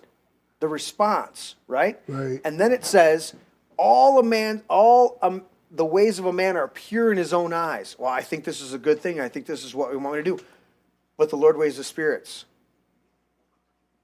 So what is a spirit? Your heart. your heart, but also the Greek word uses the word pneuma, the equivalent word in Hebrew. I can't remember the exact the way the word is pronounced, but it's this dynamic of the spirits. It's the breath, right? So the Lord weighs the breath, the outflowing, right? Remember, the Spirit of God was hovering over the waters. Right. What was the Spirit of God waiting for as the Spirit of God hovered over the waters? It was waiting for the voice of God. That's what it literally says, is that the Spirit of God was hovering over the waters, and God said. The spirits are waiting for that breath, whether this is something that's coming out of you that's life, or something that's coming out of you that is death, right? Right. Because you can have the life and death are in the power of the tongue, right? And then it says, commit your works to the Lord, and your thoughts will be established. Not the work. That doesn't say the work will be established. It says your thoughts will be established. They'll be founded in good. If you commit it to the Lord, then He's going to direct your thoughts, right? And then this is amazing. The Lord has made all for Himself, even the wicked for the day of doom. Yeah. I praise God for Biden being in office. You know why? Because then Trump comes in and shows the contrast. Now, we have disagreements with some of the things he's doing right now, but he definitely showed the wickedness. Right. Right? Yeah. And people don't grasp these dynamics on this level. And I challenge people. I go, look, think about it. You're supposed to have the plan. That's why when you go out and do stuff, you're the partner. Yeah. You're the junior partner. Right. He's the senior partner. But you did it. And he's going to look at you and say, well done, good and faithful servant. He's not going to look at you and go, hey, thanks for being my puppet while I controlled you and did all the things. No, he's going to say, you did that. You did that. Because thank you for doing that. Yeah, because that's how God, things in God's realm change, and He uses us mere mortals to do His bidding. 100%. Well, yeah, but he's given you.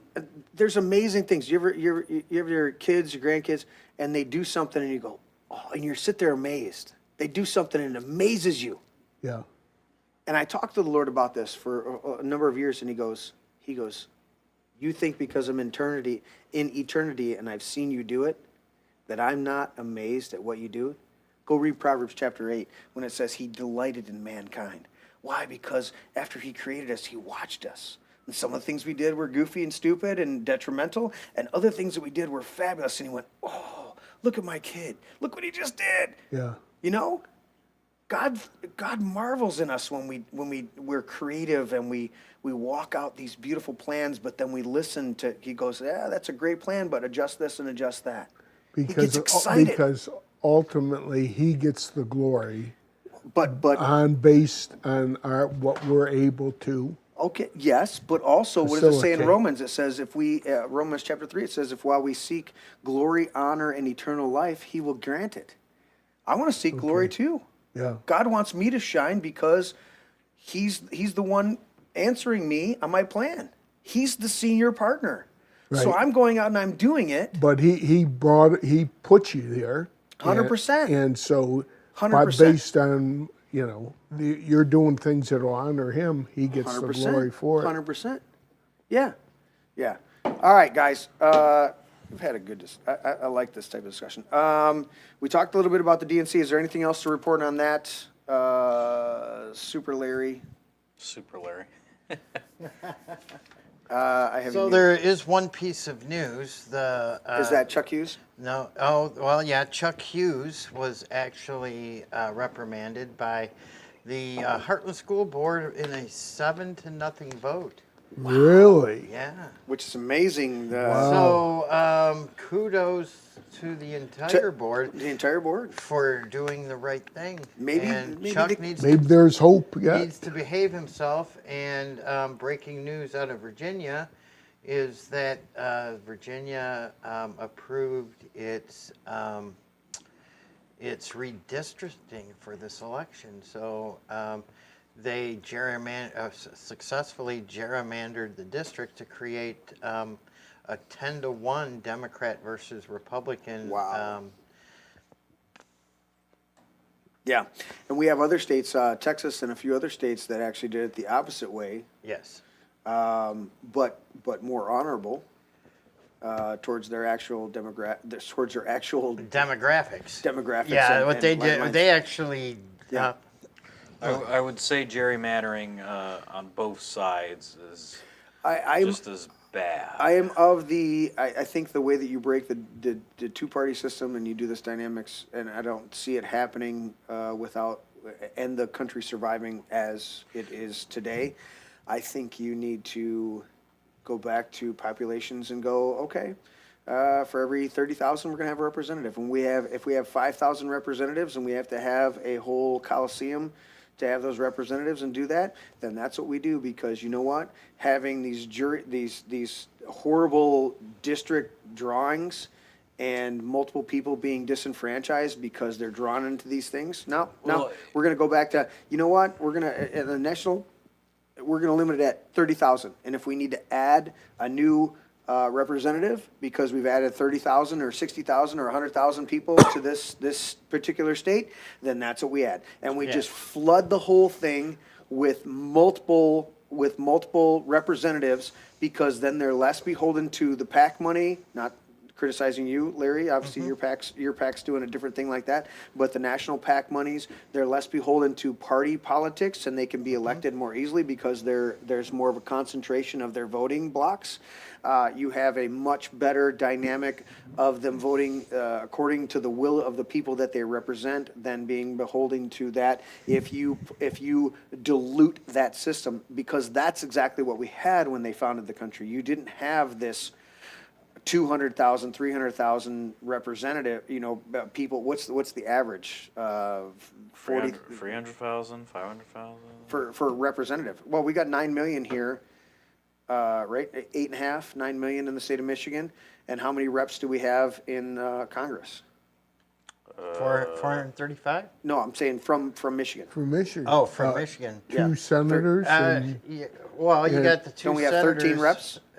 We lost seats because we lost population. the population is fleeing. But don't we have how many representatives? how many reps? How many national reps in Michigan? I think From it's Michigan. 14, but I'm not 14? sure. Okay, so 14, 9 million divided by 14. That's not a lot of concentration. That's not a lot of individual representation.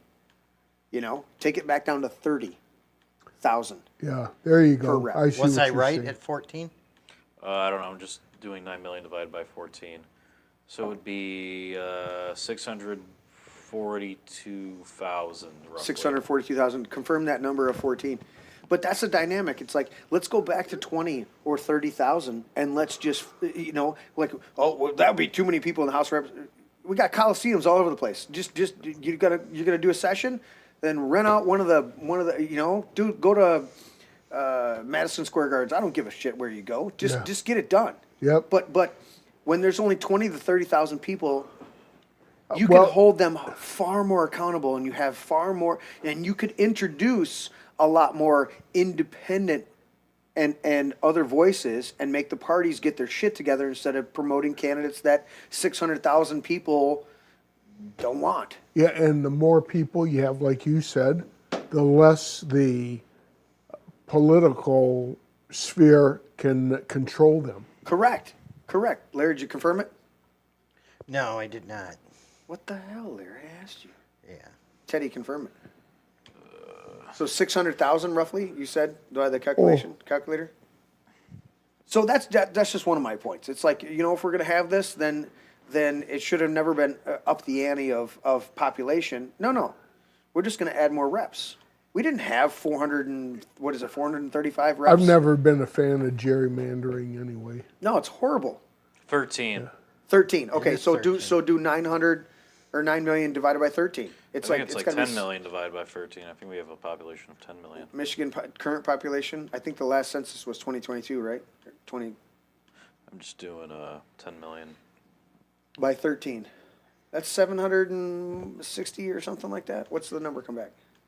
Off the top of my head. Hang on, punching in 770,000. Okay, so I said 770.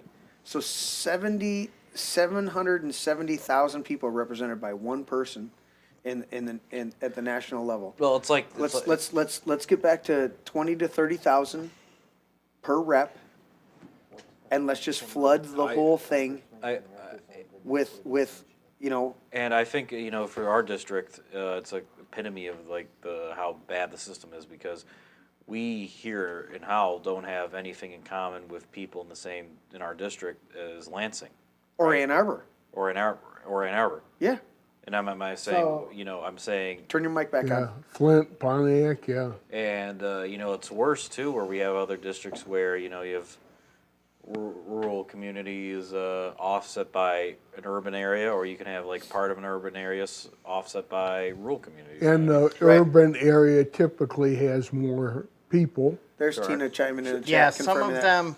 All right, so in the Michigan state of has 13, Michigan, she said. 750,000 is the norm per a representative. Yeah. With a couple districts at 791,000. Right. Because you realize that the founding fathers, and I like what Tina said, a significant portion of them are centered around Detroit. Yeah, that's huge concentration. The founding fathers, when you look back historically, they wanted gridlock. They wanted, they established a constitution to govern it. They said that anything that is not constitutional is null and void on its face. And they wanted the amendment system in place. They established it immediately with the Bill of Rights.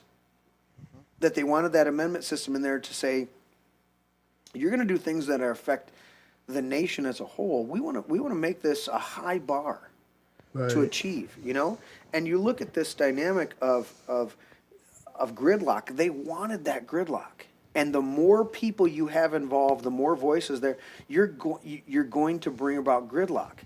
On one level, that's phenomenal because you want government to be the slowest possible, especially with the foundation of our foundation.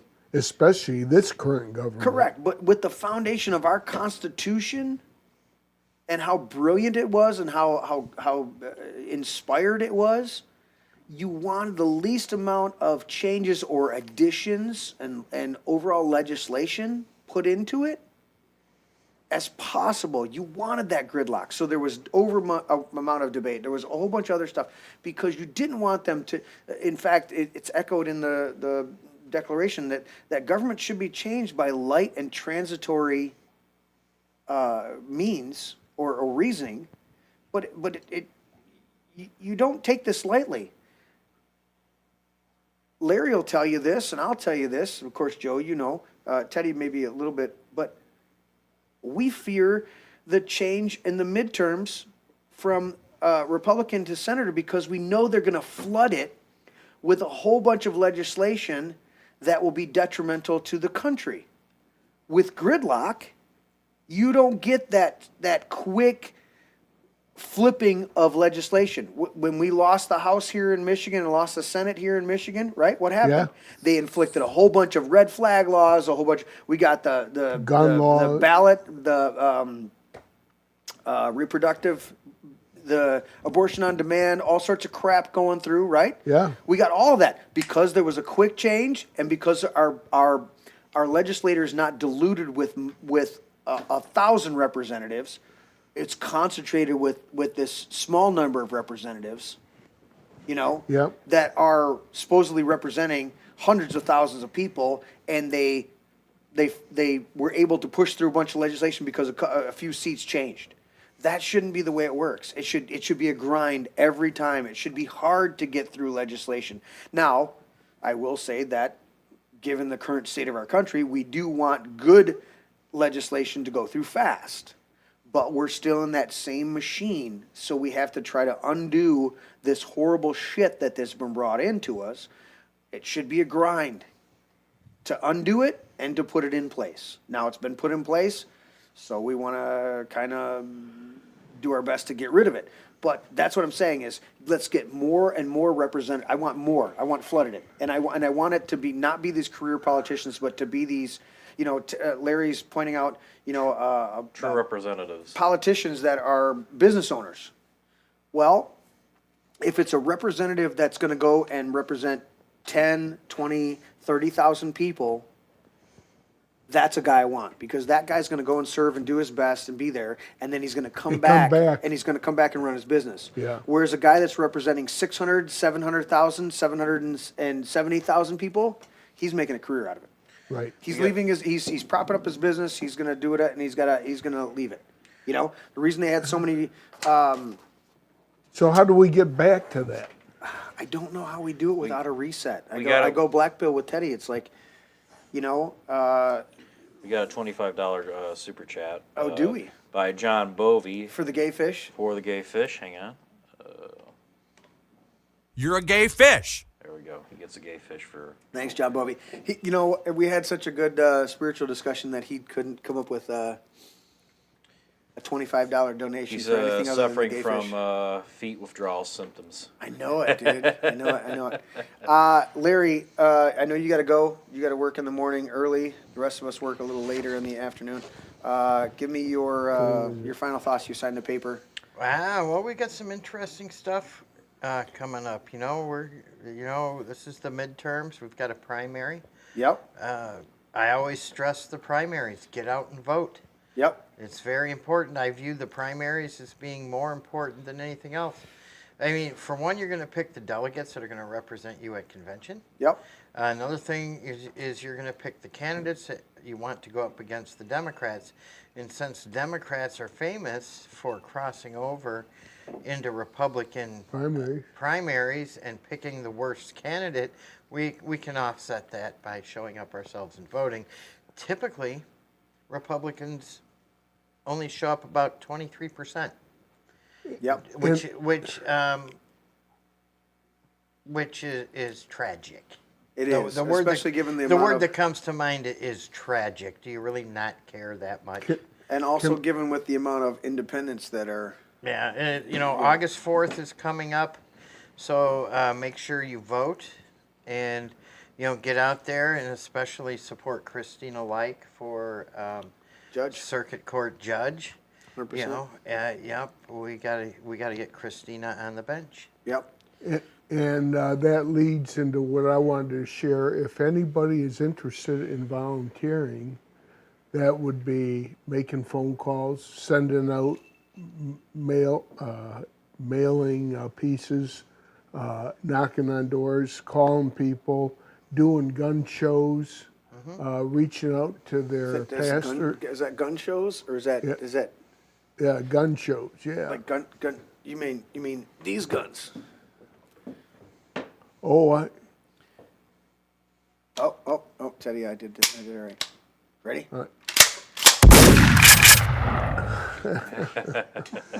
but we're. Gun show. But if you're interested in trying to help make a difference, these midterms are very important, and we don't have the luxury of saying, "Oh well, they lose seats in the House and the Senate," and just. Well, what would be normal in this election? What's generally normal, and who the exception to this rule is George W. Bush in his first term. Right, and that's normally whoever the sitting president is in his midterm, they lose the House. Right. But it's important this time that we don't allow that to happen, because if we allow that to happen, also the only thing the Democrats are going to do is impeach. Yeah. Impeach, and impeachment will fail time and time again. They won't be able to get enough, no matter what they do. They won't be able to get 2/3 in the Senate to throw Trump out of office. So they'll just be wasting our tax dollars, wasting our time, spreading hate and lies. Right. And then when it comes to everything else, they'll be doing all their kooky stuff, trying to put boys and girls' bathrooms, locker rooms, and showers, raising our taxes. And all the raise this executive- tax, they're gonna want to ban guns, take our gun rights away. I mean, this is what's gonna happen. I mean, Trump will be veto, and we'll get nothing. And the executive orders will disappear as quick as they. Right. And so, if anybody is interested in volunteering, going to work a gun show, or go door to door, make phone calls, or whatever they can do, let me know, because I'm. Should we give them the show host things, or should we give them? Do you have a email address or something like that? We can give them Larry's show host things because that's out there for public consumption. But then you have to forward it to you. Do you have a site where people can contact you, Joe, or just an email to contact you? Well, yeah, they can. joefarkas.jf. My initials, joefarkas.jf@gmail. Okay. Oh, there you go. joefarkas.jf at gmail. Okay. If somebody could, Teddy, you want to type that in, or somebody want to type that in the chat? Joe Farkas. .jf .jf at gmail. at Gmail. If you guys want to get involved here locally, And make a difference. and connect in there. We need all Is it hands just all on deck. lowercase? Yeah, it's email. Yep. Joe Farkas at what? joefarkas.jf .jf. at gmail. At Gmail. Okay. All right. Thank you, Larry. Did you get it all out? Yes. He's still going to call me tomorrow. He Yeah. got all his words out. And he's still going to call me Yeah, I'm tomorrow. gonna call him tomorrow. I love this guy. Hey, buddy, what's going on? What's going on, buddy? Are you out of bed yet? And we, Are you seeing I'm Yeah. still fucking Do you see the sleeping. Democrats are losing it right now? They're crazy. What? So- let's let Larry. Are you Yeah, gonna well, go? some of these Democrats should actually, since he's going to bring up the Democrats, we've had a couple of them that are traveling the world right now, giving aid and comfort to the enemies. To Israel. To the enemy. Yeah, to Israel. Iran. I'm sorry. Israel is not our enemy. They're certainly not But our friend. Yeah, but Iran is. Iran has murdered, massacred What about hundreds and Pakistan? hundreds of Americans. And they would destroy us if they could. Aren't they under control of a different... Pakistan, Yeah. nuclear power, fighting with India. Funded Taliban against Taliban. Americans. Yeah, funded most of the people in Afghanistan during the whole Afghanistan war. Yeah. So are we going to get to hear from Whatever you- Teddy's perspective? Yeah, we're gonna do Teddy's. It's gonna end up being the Bester perspective at. It's a mix of Bester perspective at this point and final thought. Yeah, because we had a good discussion. We went long. Teddy was over there being patient and faithful over there. Larry, are you leaving now, or are you? Yeah, I you got to hang get out? going. Because you grabbed the paper like you were like had to go, and Yeah. it's 11:06. and Yeah, you're well, so right now for tomorrow morning, I'm on standby. Oh, so you don't have to leave immediately, but Well, you I have me don't sign your paper? I don't know that. I do got to leave because my phone could ring at 5 a.m. So standby, so- you could or you could not. Yeah, after something that. happened. Something happened at one of the warehouses today. Are you back? So- Are you back with doing asphalt? Or are you still doing No. the long haul? No, but this is my last short haul. Yeah, no, starting Monday, I'll be back at the asphalt company. Okay. But Whose fault? Actually, well, Asphalt. you can say Al's fault. Asphalt. It's slot. Just whatever you do, Asphalt. don't say asphalt. I hate that. Asphalt. Asphalt. It's asphalt. Asphalt. Asphalt. Asphalt. What did I say? Some people say I'm calling asphalt. I'm Like saying it's asphalt from now on. It's asphalt. It's ASPHALT. Yeah, Pronounced asphalt. asphalt. Asphalt. Asphalt. It's asphalt, man. Asphalt. It's not asphalt. Whose fault? That's why I say whose fault? Well, we live in a state where Alyssa Slopskin is teaching all the kids to say asphalt instead of asphalt. Oh my God. Should be crucified for that shit. All right. She can't understand normal thinking either. That's just true. That's my true. last thought of the day. All right. Thank you, Larry. Good night, everybody. Good night. Joe, All right, Larry. I'm going to give it to you, Joe, because I'm going to give Teddy a little bit more of the floor once he gets to go. What color you want, Joe? Pick a good color. Pick a color. It's the only time we focus on the rainbow is when God put the rainbow up as a sign of His covenant, and when we sign our paperwork. That's what's so offensive. This one doesn't work. We'll go another one. That one didn't work. That didn't work. Boom! You see that shit? It was off camera. Nobody That saw it. But doesn't Teddy's. work. That doesn't work. That doesn't work. Everybody gets something one that hit the doesn't counter. work. Yeah, this one. will Sometimes work. you got to scribble him a little bit. Dale Oh, he's going, Oh, okay. he's going I black. don't want to do black. Dale I don't wanna do says, black. I blame the Republican Party leadership, and then Tina says precisely Foon. Nothing will be Ooh. codified. All right, there you go. Is it working? It is not. Scribble on your page. On your page. There you go. Get it working. Okay. Sometimes he's sitting here for a while, and then you go to sign, and it's there it is, Joe Farkas. There you go. The badass. Did you write the badass underneath that? You know what? You're good with it. I'm You're gonna good. show humility tonight. Joe, give us your final thoughts before I turn it over to Teddy and his perspective. Final thoughts is the world is nuts, but we don't put our faith and trust in the world.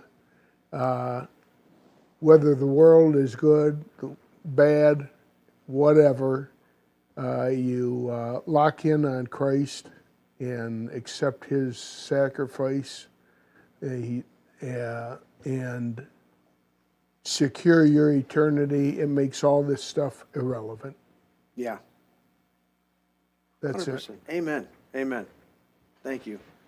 Joe, it's always great for you to fill in, and obviously we're without Patrick, and you've come on as a guest host multiple times, but we appreciate you sitting in with us tonight and giving your perspective. Now we're going to go to the Bester perspective. This is the only perspective that matters. Well, I mean, Larry's At this moment Larry's in the perspective show. just is. No, it's the only So- perspective that matters at this moment in the show. I'll outplay Larry's perspective. Why is that camera? I went to that camera before, and it wasn't like way over there.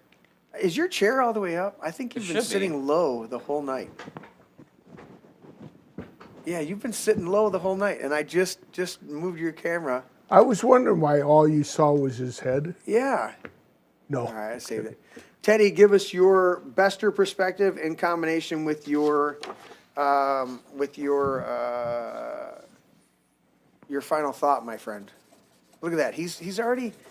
You know what? We may criticize Trump, but he's got that Trump hand going when he signs. Yeah, he does, He's too. able to hold that pen up a little high above the paper instead of. I still have to. I've had to learn to not rest it on it. He's 23. He's got it figured out. He's doing it. All right, Teddy, give us your Bester perspective and your final thoughts. So, best perspective is basically going to be my final thought. And Yeah. Is the fact that the Democrats have done nothing in the last year and a half, but are going to probably win the midterms. I'm more like the House, but it's probably 50-50 in the Senate at this point. So they've waited and waited They've and waited. done nothing, but they are winning. I want to do. They haven't fundamentally changed Yeah. on their messaging or anything like that. They're still whack jobs. They still have the Leftist. Biden record, Yep. right, that they have to run on as, we were going to do something like Biden, but they have done nothing, and they are winning. They are letting the Republicans implode. the Republicans and Trump himself implode on a massive scale, and people can see, it's just all this war and stuff going on. Nothing's really fixing the economy. Gas prices have gone up over $1 in the last month, and I think, and if the Republicans they can't pass a SAVE Act, they can't do anything meaningful, then why should I Yeah. care to vote? And if we don't get I think you've turned communist. Teddy. Communist. Communist. No, I understand the dynamic. That's why Trejo wants to get you on with some of with Marburger. We're going to do that this Sunday with Marburger. We're going to talk a little anti-war. If there's any way to work it, I know if you can switch a shift with somebody. I know you don't want to lose out on work. I'll look into it. But I know he sent you a text because we're going to do some anti-war dynamics. But they really Shane was really pushing for you to be more on those shows with us, and we could do a Saturday. If I'll touch base with them and see I if would prefer a Saturday would work. Yeah, I could do Saturday. I just got the call earlier tonight. We were supposed to go to do a Saturday thing at Frankenmuth, and that's not going to work out with the kids and some of their scheduling their jobs. So maybe we can push for a Saturday, and we could have Marburger and a couple other people because I understand your sentiment, Teddy, with just the disillusionment. I back you 100%. But it's like I also have a fundamental understanding of your vote having, we do this show as having a voice. And if we get 10 people to tune in on a given night, which we usually have far more than that. Did your pack cut off? Hit your pack. Over here, buddy. You might have died. Did. Oh, testing. Oh, died. Batteries aren't good today. Dude, grab Larry's batteries. He left those on. But I understand the fundamental dynamic that your place where you're coming from, and I don't ever want to discount that and have you. No, and I have empathy for him because he's got to face this. I want to know more why. So Teddy's a deep thinker, right? He's a history major in college, and since I've met him and gotten to know him, he is somebody who thinks a lot. So when he says stuff, I want to hear him out. I want to let him say what he thinks. I may still disagree with it, but I know he's thought about it. Yeah. I know he's dissected it. He just didn't listen to a certain different news place and go ahead and hit your. And let me, Teddy, have you, in expressing your point of view, have you felt any sense whatsoever of angst against you, or that that you don't have a right to say what you're saying, or you don't know what you're talking about? Or you haven't felt offended, have you, in expressing your point of view? No. Okay, and that's what we were talking about tonight. No, and I think the only time that I get really angry or when I get upset on Teddy's behalf or my own behalf is when we're not allowed to finish our point. That's the times when I go, hey, let him finish his thought. Tina says, I hear you, Teddy. However, we must capitalize, vote, or we'll end up with a Pax SCOTUS in D.C. and Puerto Rico estates we cannot give up. I just would like to say, well, if you pass the SAVE Act, if you actually do something that you were elected to do, then maybe you could get my vote. If we got arrests, maybe, like how they were doing it, maybe you could satisfy some people. But if you're going to do nothing and only care about foreign and corporate interests and expanding new wars and saying that, anyone that cares about Epstein or anyone that was, if you like Alex Jones, Tucker Carlson, Megyn Kelly, then you're not MAGA, then I'm sorry, I'm not going to vote for you. Go fuck yourself. Because I'm tired of this, like, and we were saying this earlier at dinner, but I'm at the point where it's like, okay, Trump's not some, like, corruptible kid, child monarch that's being influenced by the eunuchs to do whatever. He's an intelligent guy. He's a grown-ass man. He's a grown-ass man. He's making decisions. Right. And he's willingly just making horrible decisions. Horrible decision after horrible decision, and then showing his true colors and how he really feels about his day one fans, right? Yeah. I mean, if you're going to tell me, he's pretty much disowned most of the base that supported him. At this point, if you think MAGA is all about neoconservatism, and just wars and the cold Bush era messaging, and if you think if you just alienate all the actual real America First people, then why should we vote for you? And I'm gonna not push back on Teddy, I'm gonna push into this. Teddy said during dinner off air, he said, you know what? I'm focused on voting locally. I'm gonna pay attention to stuff that's local, and I'm gonna vote on locally. But some of the national and even statewide races, I may not vote. I won't vote. I'll just vote for, if there's something in the county. County's the highest level I'll go up to. Right. If I feel like it. So to Tina's point, you're not abstaining from voting, period. You're abstaining from voting for the neocon corporate sponsored person because they have our next name. If we have quality local candidates, I'll go out and, I'll spend my time voting. But if there's 100%. No inspirational local candidates, then I'll just stay home. Right. But I'm not going to vote for any national Republican candidate or even statewide. It's like what I was saying earlier. The Republicans and the Michigan.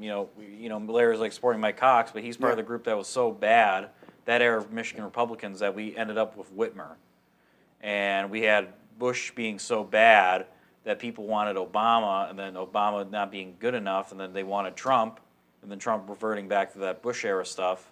That's not what people want. Right. And Tina says, we got rid of Swalwell and McCormick this month. We just need to be careful who we vote. But the only thing I'll say about that, Tina, is Swalwell and McCormick were sacrificed because they became unpopular within the party. They knew Swalwell was a piece of shit. Mm-hmm. And philanderer and running around doing all this stuff. Day one. I feel bad for Fang getting cheated on. No one deserves that. No one deserves that. So I understand what you're saying is they got rid of him, but I also go, all right, yeah.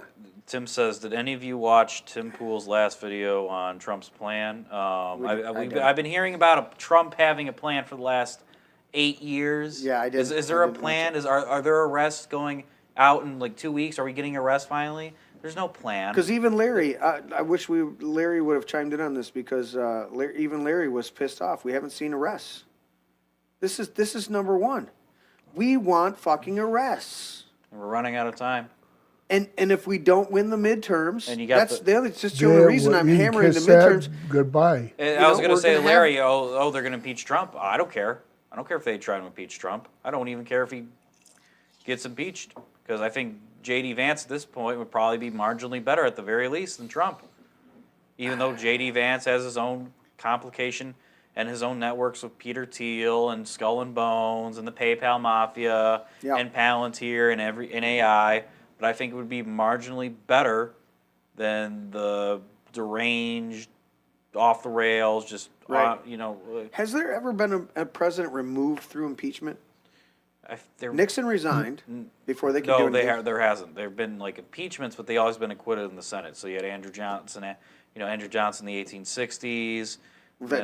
That was Johnson in the 60s, yeah. Then Bill Clinton, and then Trump, first term. There was one other president. Was it Jackson? Nope. Johnson in the... No, it was Johnson. Johnson in the 60s. Johnson, 1860s. 1860s. 1860s. Yeah. Bill Clinton. Yeah. Then Trump, first term. With Starr. Okay, so Tim's saying that the plan is to look dumb on purpose. This is very crafty. It's very crafty. So you mean to tell me that the Epstein stuff was meant to look dumb, and there's something's gonna happen. They're gonna go back up to like 50% in the midterm polling. I want to give him the benefit of the doubt and say that. I'd love to give Tim. I love Tim. I want to give Tim the benefit of the doubt, but we've been hearing about a plan for like the last 8 years or something. At some point, President Trump has a plan. President Trump has a plan, and just got to wait 2 more weeks. It's like there's no plan. Actually, if you look at it, first of all, you got the oil situation. Right. And Trump, either by default or design or whatever, is basically cut China off from their oil supply, which has detrimental, great ramifications there. I would love to see this work out. Then you see that he has the minerals, and he's with Greenland. They have the minerals that he wants. But China has been at war with us for a long time. Yeah. And you can't, Trump and nobody in their right mind wants to get in a war with China. But what Trump is doing is he's waging economic war as a businessman. Right. And if that is the case, and if that's the strategy, and that's the strategy, yeah. Then okay, that's brilliant. Yeah. But you just don't know, man, because some of the stuff when you're threatening, you're going, listen, this country can't have nuclear weapons, and we're going to prove it by threatening to bomb you with nuclear weapons.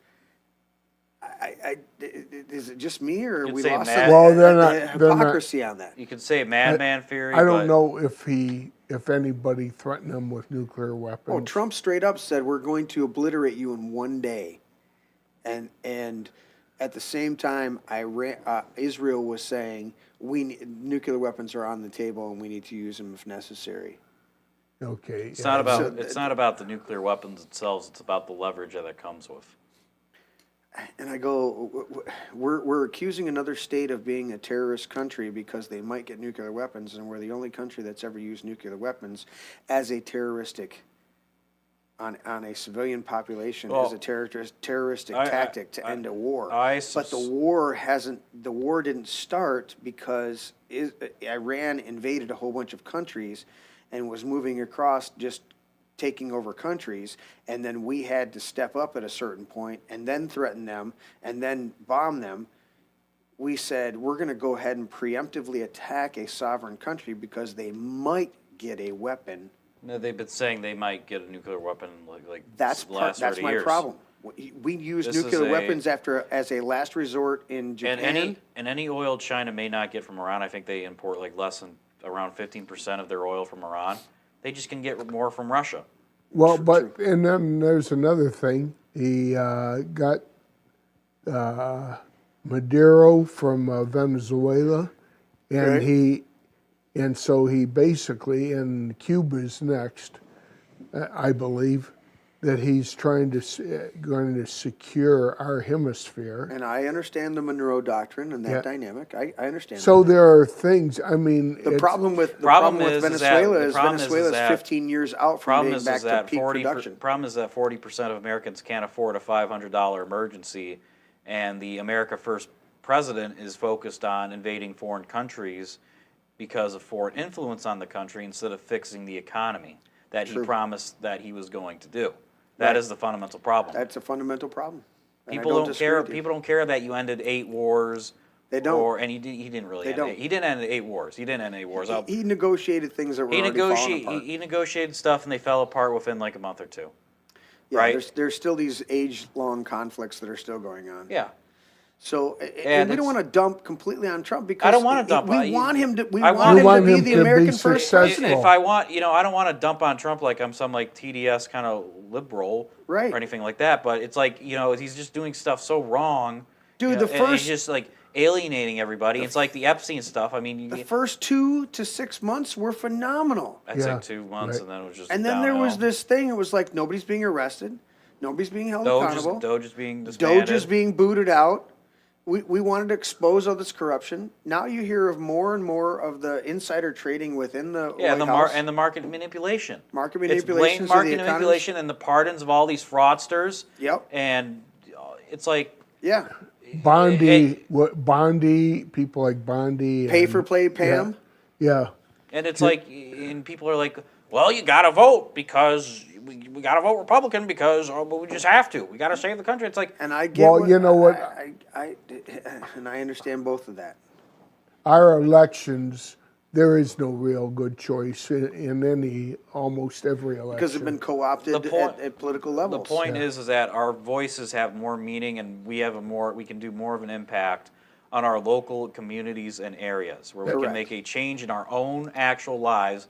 Instead of relying on these idols of politicians as the saviors of the country, they're going to fix everything. We put them up on a platform. And politics starts at the local level, precinct delegates. But I think it's not even a politics thing, it's a localism thing. We need to detach from national institutions that are rotting, and we need to build on our own local institutions and be more tight-knit as local communities. Because we can't rely our whole lives and what we look out for on national politics. The country was founded as these United States.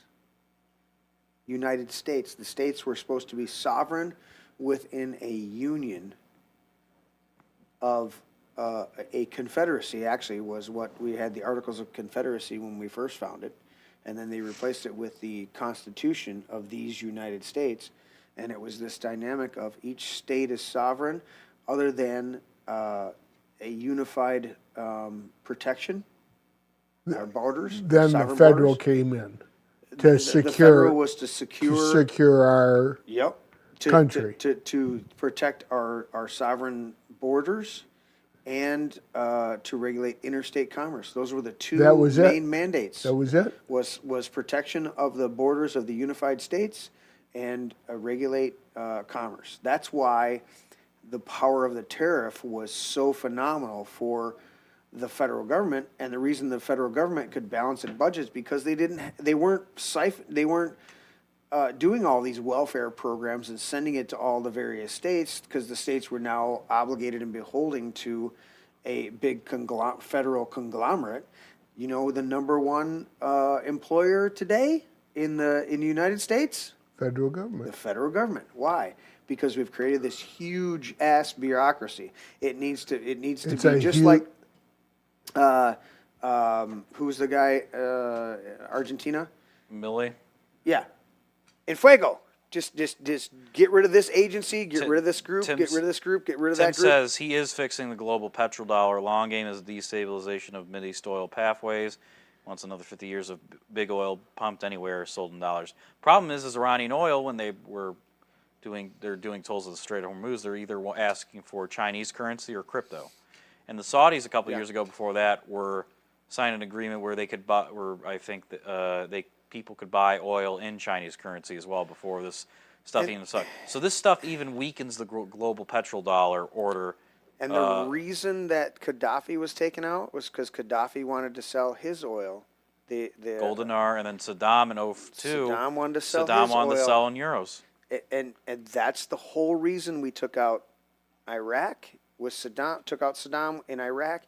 The reason we took out Gaddafi in Libya, and the reason that we're fighting Iran is because they wanted to deviate from the petrodollar. That's number one. If we can't acknowledge that, then we're missing this. So Tim is right. He's trying to fix the global petrodollar, he's making it worse at the same time.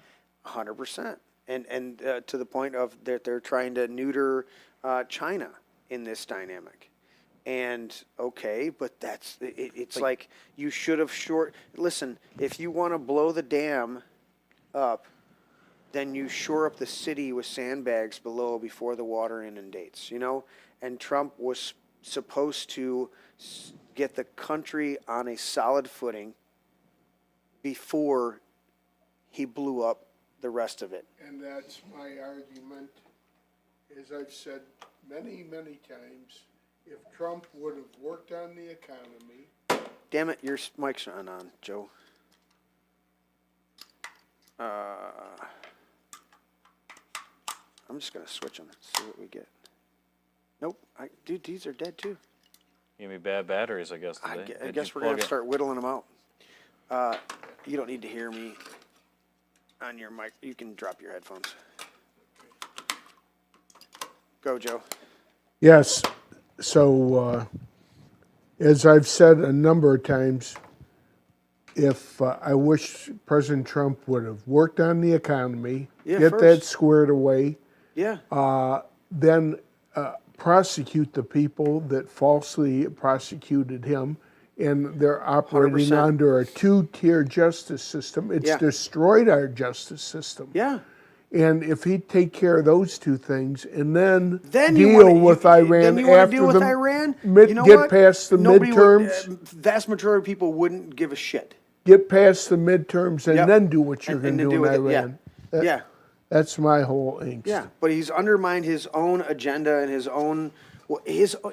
Right now, the biggest thing out there, and a lot of our conservative things that I listen to, a lot of our alternative media, true media, they're playing the clips of Trump saying, going into Iran is the worst thing we could ever do. Attacking Iran, going into Iran is the worst thing we ever do. I'm not going to launch any new wars, especially with Iran. And then playing him going, I'm going to bomb the fuck out of you and wipe you off the planet. And if you don't capitulate and do this other stuff. And then we watch J.D. Vance go in there and negotiate these great deals with Iran. Iran's at the table. And then the Iranians leave that meeting and either get assassinated or Israel starts dropping bombs right after a ceasefire. Yeah. And we go, we're shooting ourselves in the head, not even in the foot, in the head, every time we walk out of these meetings. And JD is beside himself trying to figure out, he's like, what do you want me to do, Mr. President? I'm over here negotiating in good faith. And then I walk out, and 10 minutes later, they had to have Pakistani F-15s or whatever the hell they were. Fighter jets. Pakistani fighter jets escort the negotiators out of the last couple meetings because they're expecting to be blown out of the air by usually the Israeli Air Force. And we go, Dude, how do you? And then people on the ground are being bombed. We had the little girls in the right away at the beginning blown up. Well, and people go, well, they're shouting death to America, shouting death to America. I go, it's not without cause. Unfortunately, it's not without cause. If you're blowing up a little school with 160 little girls, do you think their parents might be fucking pissed off? I had Lethal Weapon 3 on the TV show, or on my TV show, on the screen when Teddy walked in tonight, right? It was the end of I threw a movie up while I was cleaning the fridge and doing other stuff. And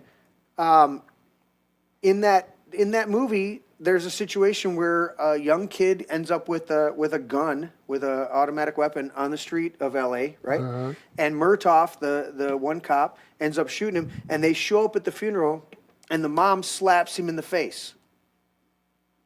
And the dad looks at him and he goes, Captain Murtaugh, he goes, I want you to find the man who put the weapon in my son's hand, right? So the mom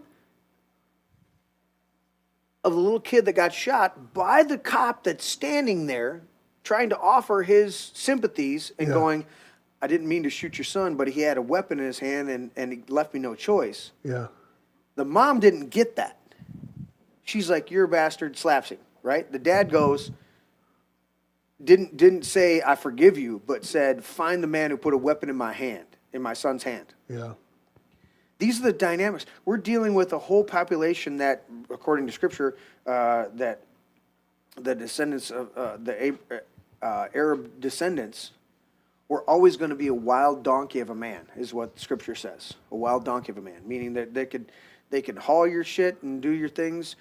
Think about a donkey, right? Yeah. You can pack a donkey and they can haul everything's up, but if they get ornery, they're going to kick and they're going to be a jackass, right? That's the dynamic. That's what the way Scripture laid it out.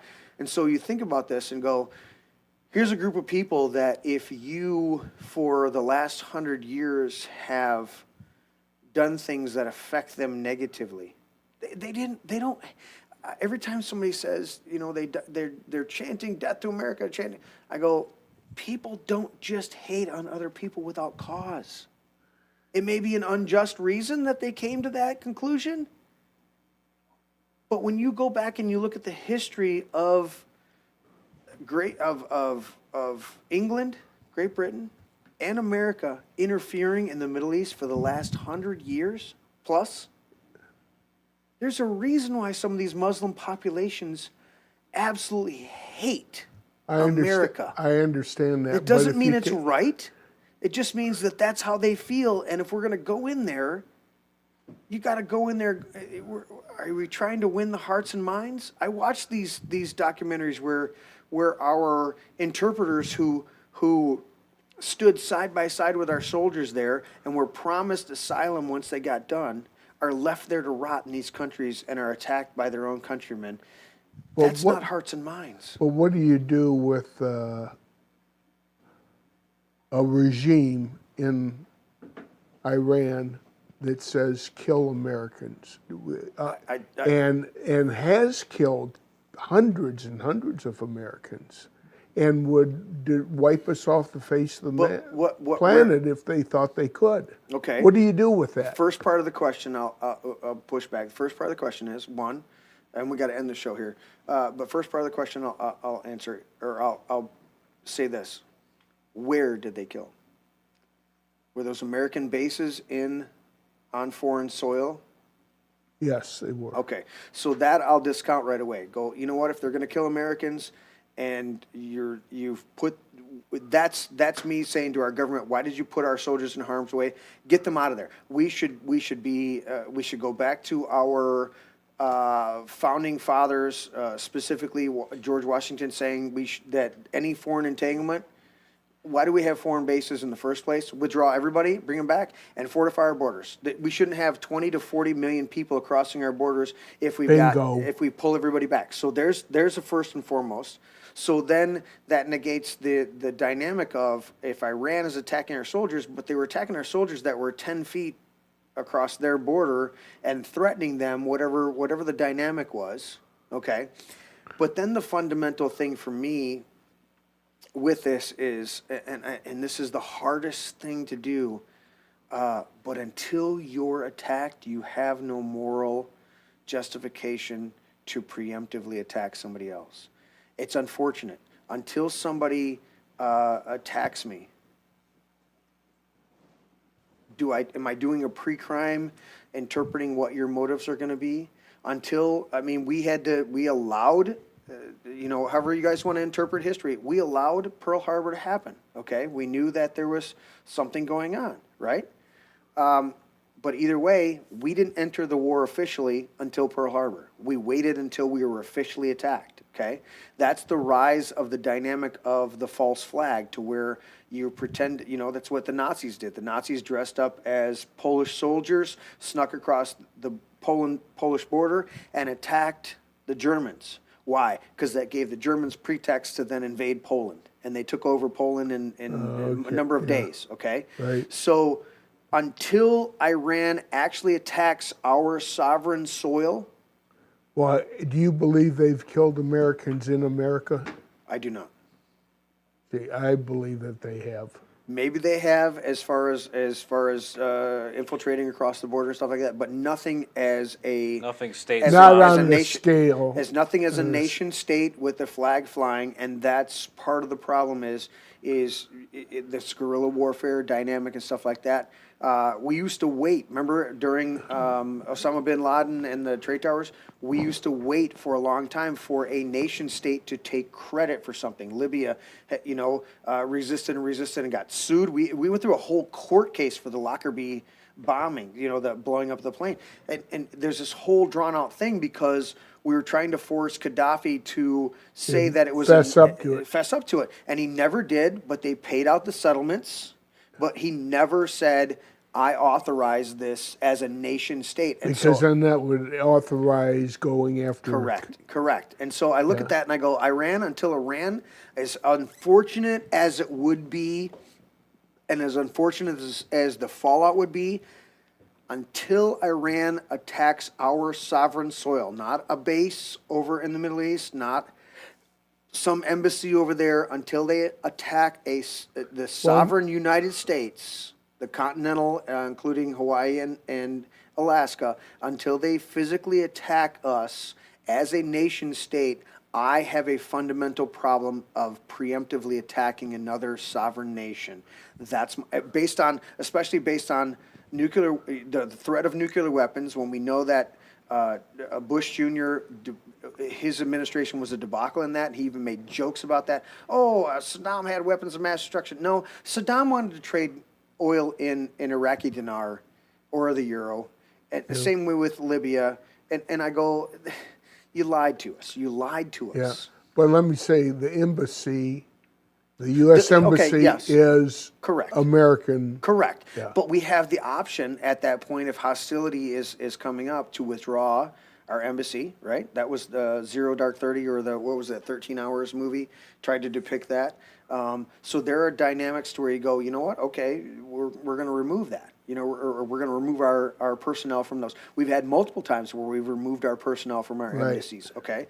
So I do see that caveat, all right? Yeah. But at the same time, your embassy exists at the behest of that sovereign country. We have multiple embassies here in America.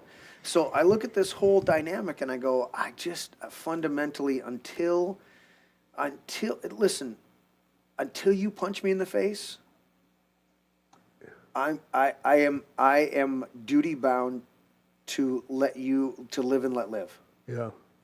Until you sue me, I'm duty bound to let you do what you want to do on your property and I do mine. When you sue me, now we're gonna have when you confront me, now we're gonna have now I'm gonna respond to you. And so I think that's for me as a more of a libertarian dynamic of, until you attack me, I don't feel that I have the justification to assume what your motives are. So should we have gotten involved in World War II against the Germans? Japan, yes. The Germans? I don't think so. I think Hitler declared war, so we kind of got pulled into that. Because of the Axis powers? Because of the Axis powers. So on that level, yes. But as far as a direct attack, it's just your hand over. You're you're leaning on gotcha. your hand. Because it's a direct. There was no direct assault, and there was a decision made because there was the alliance of the Axis powers. And most people don't realize we actually went after Italy first. Maybe a lot of people think of D-Day and everything like that, but the Allies went after Italy first and actually got rid of Mussolini, and turned the Allies. It got the Italians back on in alliance with the Allies before we even did the other incursions. There was a whole bunch of things that Churchill and a lot of the forces did there in Gallipoli and some other things like that. There's a dynamic there. So we actually, there was a strategy to do that. You know, and we won't have to talk about the whole banker war and all this dynamic, but that's a world conflict with, you know, when you have a sovereign nation invaded by another nation, then that sovereign nation that was invaded asks you for support. You have an assessment. This conflict, this current conflict with Iran, which is not the first time we've ever had this with Iran, we've been touting for how many years? 47 years? Yeah, 47 years that Iran's going to do this and Iran's going to do that. Well, you know what? When Iran actually does something, and then the country they do it to asks for our help, now we have a national question that needs to be answered. Okay, if you're dealing with nuclear power, if they have it, yeah, do we have the obligation to attack them? If they were to use nuclear weapons? Well, yeah, but you don't want to wait until they use it. And then damage is done. Study the last 50 years of the India and Pakistan and their conflicts. They have threatened each other. They both have nuclear weapons. They have threatened each other multiple to use them. Yeah. And they haven't because they know it's mutual assured destruction. And so I look at this and go, and North Korea has ballistic weapons and nuclear weapons, ballistic missiles and nuclear weapons, and we haven't invaded them to shut them down. And so that's where I'll push back on that question to go, okay, you've got other terrorist sponsoring nations in North Korea and Pakistan that have sponsored some pretty heavy-duty, horrible terrorist events that never use the nuclear weapons that they have access to. So then when it comes to Iran, I go, unfortunately, as horrible as it is, until they use them, I don't have the justification in my heart to attack a civilian population and to go for outright war in the area of prevention. And that's just my fundamental dynamic and that might be our fundamental disagreement. And, so then I would, the only pushback I would go, okay, then why have we not simultaneously went after Pakistan and North Korea at the same time we're going after Iran if we're going to neutralize terroristic nation states that have the capability or could have the capability? Because Pakistan has already, the history of Pakistan propping up multiple terroristic population or endeavors, organizations is huge. It's huge. And have we ever had an outright conflict with Pakistan and trying to neutralize them and take away their nuclear capabilities? No, we haven't. No. What is the fundamental difference between North Korea, Pakistan, and Iran? I don't think there's any. Israel does not like Iran. Israel doesn't have a problem with Pakistan. Israel does not have a problem with North Korea. And when you factor that in, and that does muddy the waters, I will grant you 100%. And what did Secretary Rubio say? His first statements when he came out when we launched our initial strikes against Iran, this time, not last year, right? He said, we expected Israel was going to attack them and they would respond and bomb our bases in the Middle East, and there would be civilian American military casualties there in the Middle East, and therefore we felt it necessary to do a preemptive strike on Iran to try to defuse the whole situation. That has backfired, and now it's been a prolonged drama because they knew Israel was going to provoke a war, because that's their MO. As soon as there's no war, and they're saber rattling from the highest levels of their government right now, they're saber rattling to go after Turkey next. Yep, I heard that. Because the minute that Netanyahu doesn't have a legitimate war in front of him, he goes to prison. He's going to prison. Yeah. These are the type of people that are influencing and even pulling strings in our own government. I think we need to withdraw immediately. And again, until we're provoked and attacked, you do your best. Again, I go back to that scripture, endeavoring to keep the unity of the Spirit through the bond of peace. Yeah. Teddy Roosevelt said, "You walk softly. Softly and carry a big stick." You carry a big stick. Yeah. Does America have a big stick? Oh yeah. So then let's walk softly. Yeah. Do you think anybody's going to attack our sovereign, our sovereign nation, our physical with an army?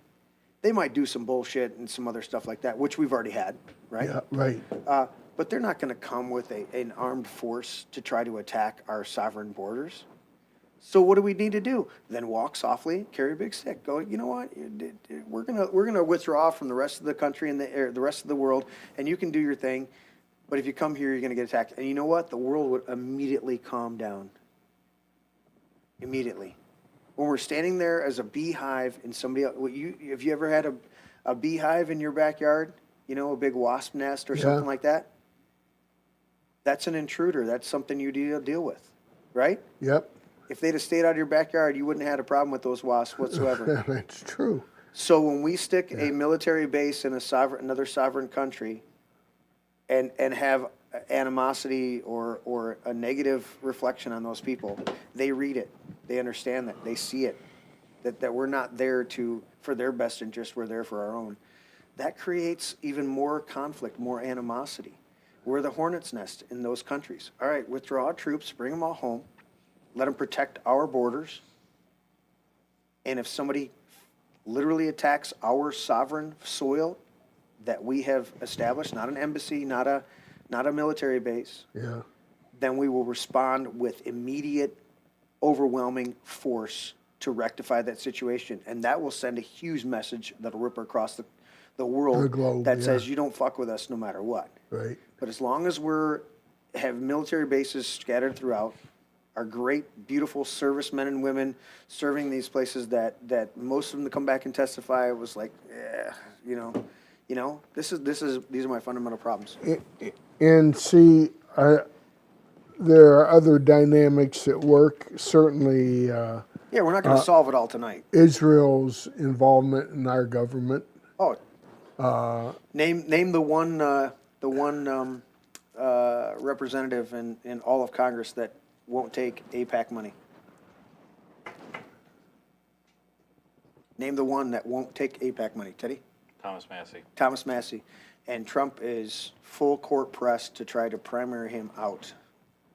Every other representative on both sides of the aisle in the nation's House of Congress, Senate and Representatives, every other one has taken AIPAC money. Yeah, that's a real problem. And you have those ulterior motives or Yeah, it's horrible. It's horrible. Hey, thanks, guys. I appreciate it. Give me the last two things Tina said there. We don't know what kind of intel Trump received on Iran's plan for using nuclear weapons. Unfortunately, there are facts we can't be privy to, and that America needs to show the world we live with full law and order. We are currently exhibiting the opposite. 100%. Yeah. When we have Trump announcing that he's going to destroy a whole population, a whole civilization, that's not acting with law and order. That's not due process. That's not operating in good faith and giving. We have a whole nation here that is predicated on the idea of a jury of your peers and being that the burden of evidence, the burden of proof, is on the state. The state is supposed to have the burden of, you have to prove beyond a shadow of a doubt that I am guilty of this crime. That's the fundamental dynamic of our Constitution and of our country. So when we just go, hey, they might get weapons, so we need to bomb them, I have a problem with that, because where's the trial? Where's the foundation? I will say this. The thing that leans me in the direction of bomb them is they're fanatical. I get that. I get that they're fanatical. I get that. I get it. I get it. I get it. I get it, Joe. I get that. Where I don't see. But until that fanaticism, you know, it's like when the guy gets in a truck and he runs through the Christmas parade there in California and takes out a bunch of people, then you prosecute that guy, you find out if he had any state sponsorship behind him, you do a thorough investigation, you do that. But until that fanaticism becomes, comes to the forefront and it shows itself, I have to live and let live until you commit a crime against us as Americans on our sovereign soil. I have a fundamental problem of assuming you might do something somewhere, so I'm gonna carpet bomb you. But they've proven that they're willing. There's a lot of people that are willing.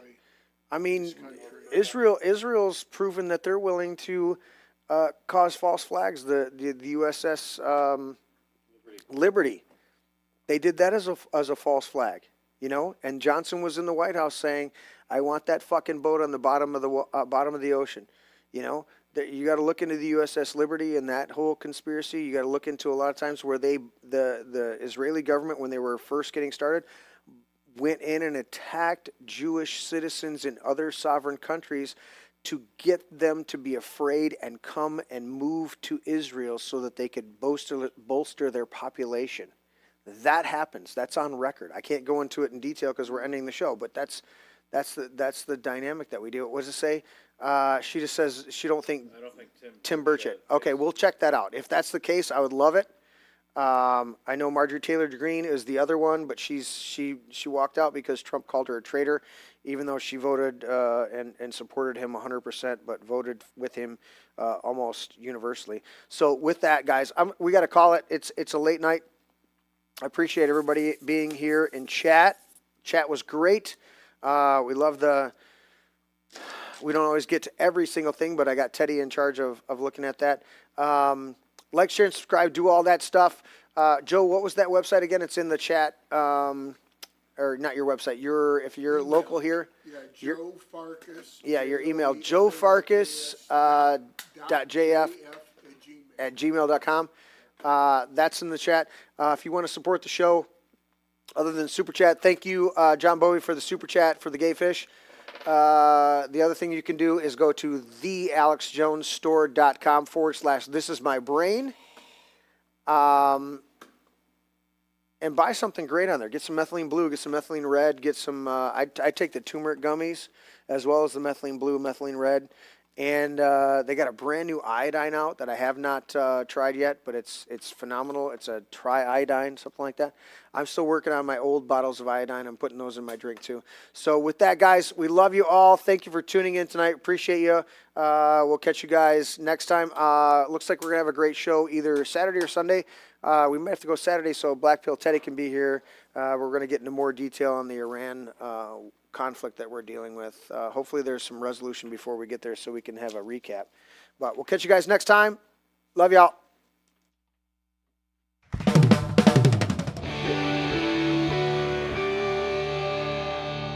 This is my brain. Dad, that's an egg. Yeah, that's an egg. Honey, Dude, that's an egg. Seriously. That's an egg. It's a metaphor. It's still an egg. That's an egg. I would challenge you. That's an egg.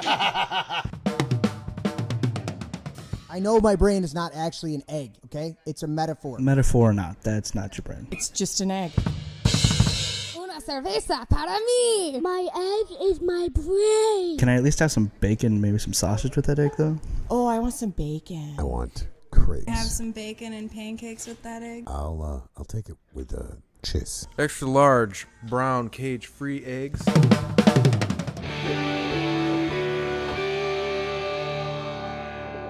Can I have your brain with hot cakes? A little sausage and a little toast and potato. That would be great. Does it have antibiotics? I don't know, man. I'm not good at this shit. Well, they gotta be able to resist some diseases. You resist the disease. Does it got any hormones? Maybe. It's cage free. Vegetarian? Maybe. Are they vegan? No, I eat steak. Never apologize and never explain. Never apologize. Never apologize and never explain.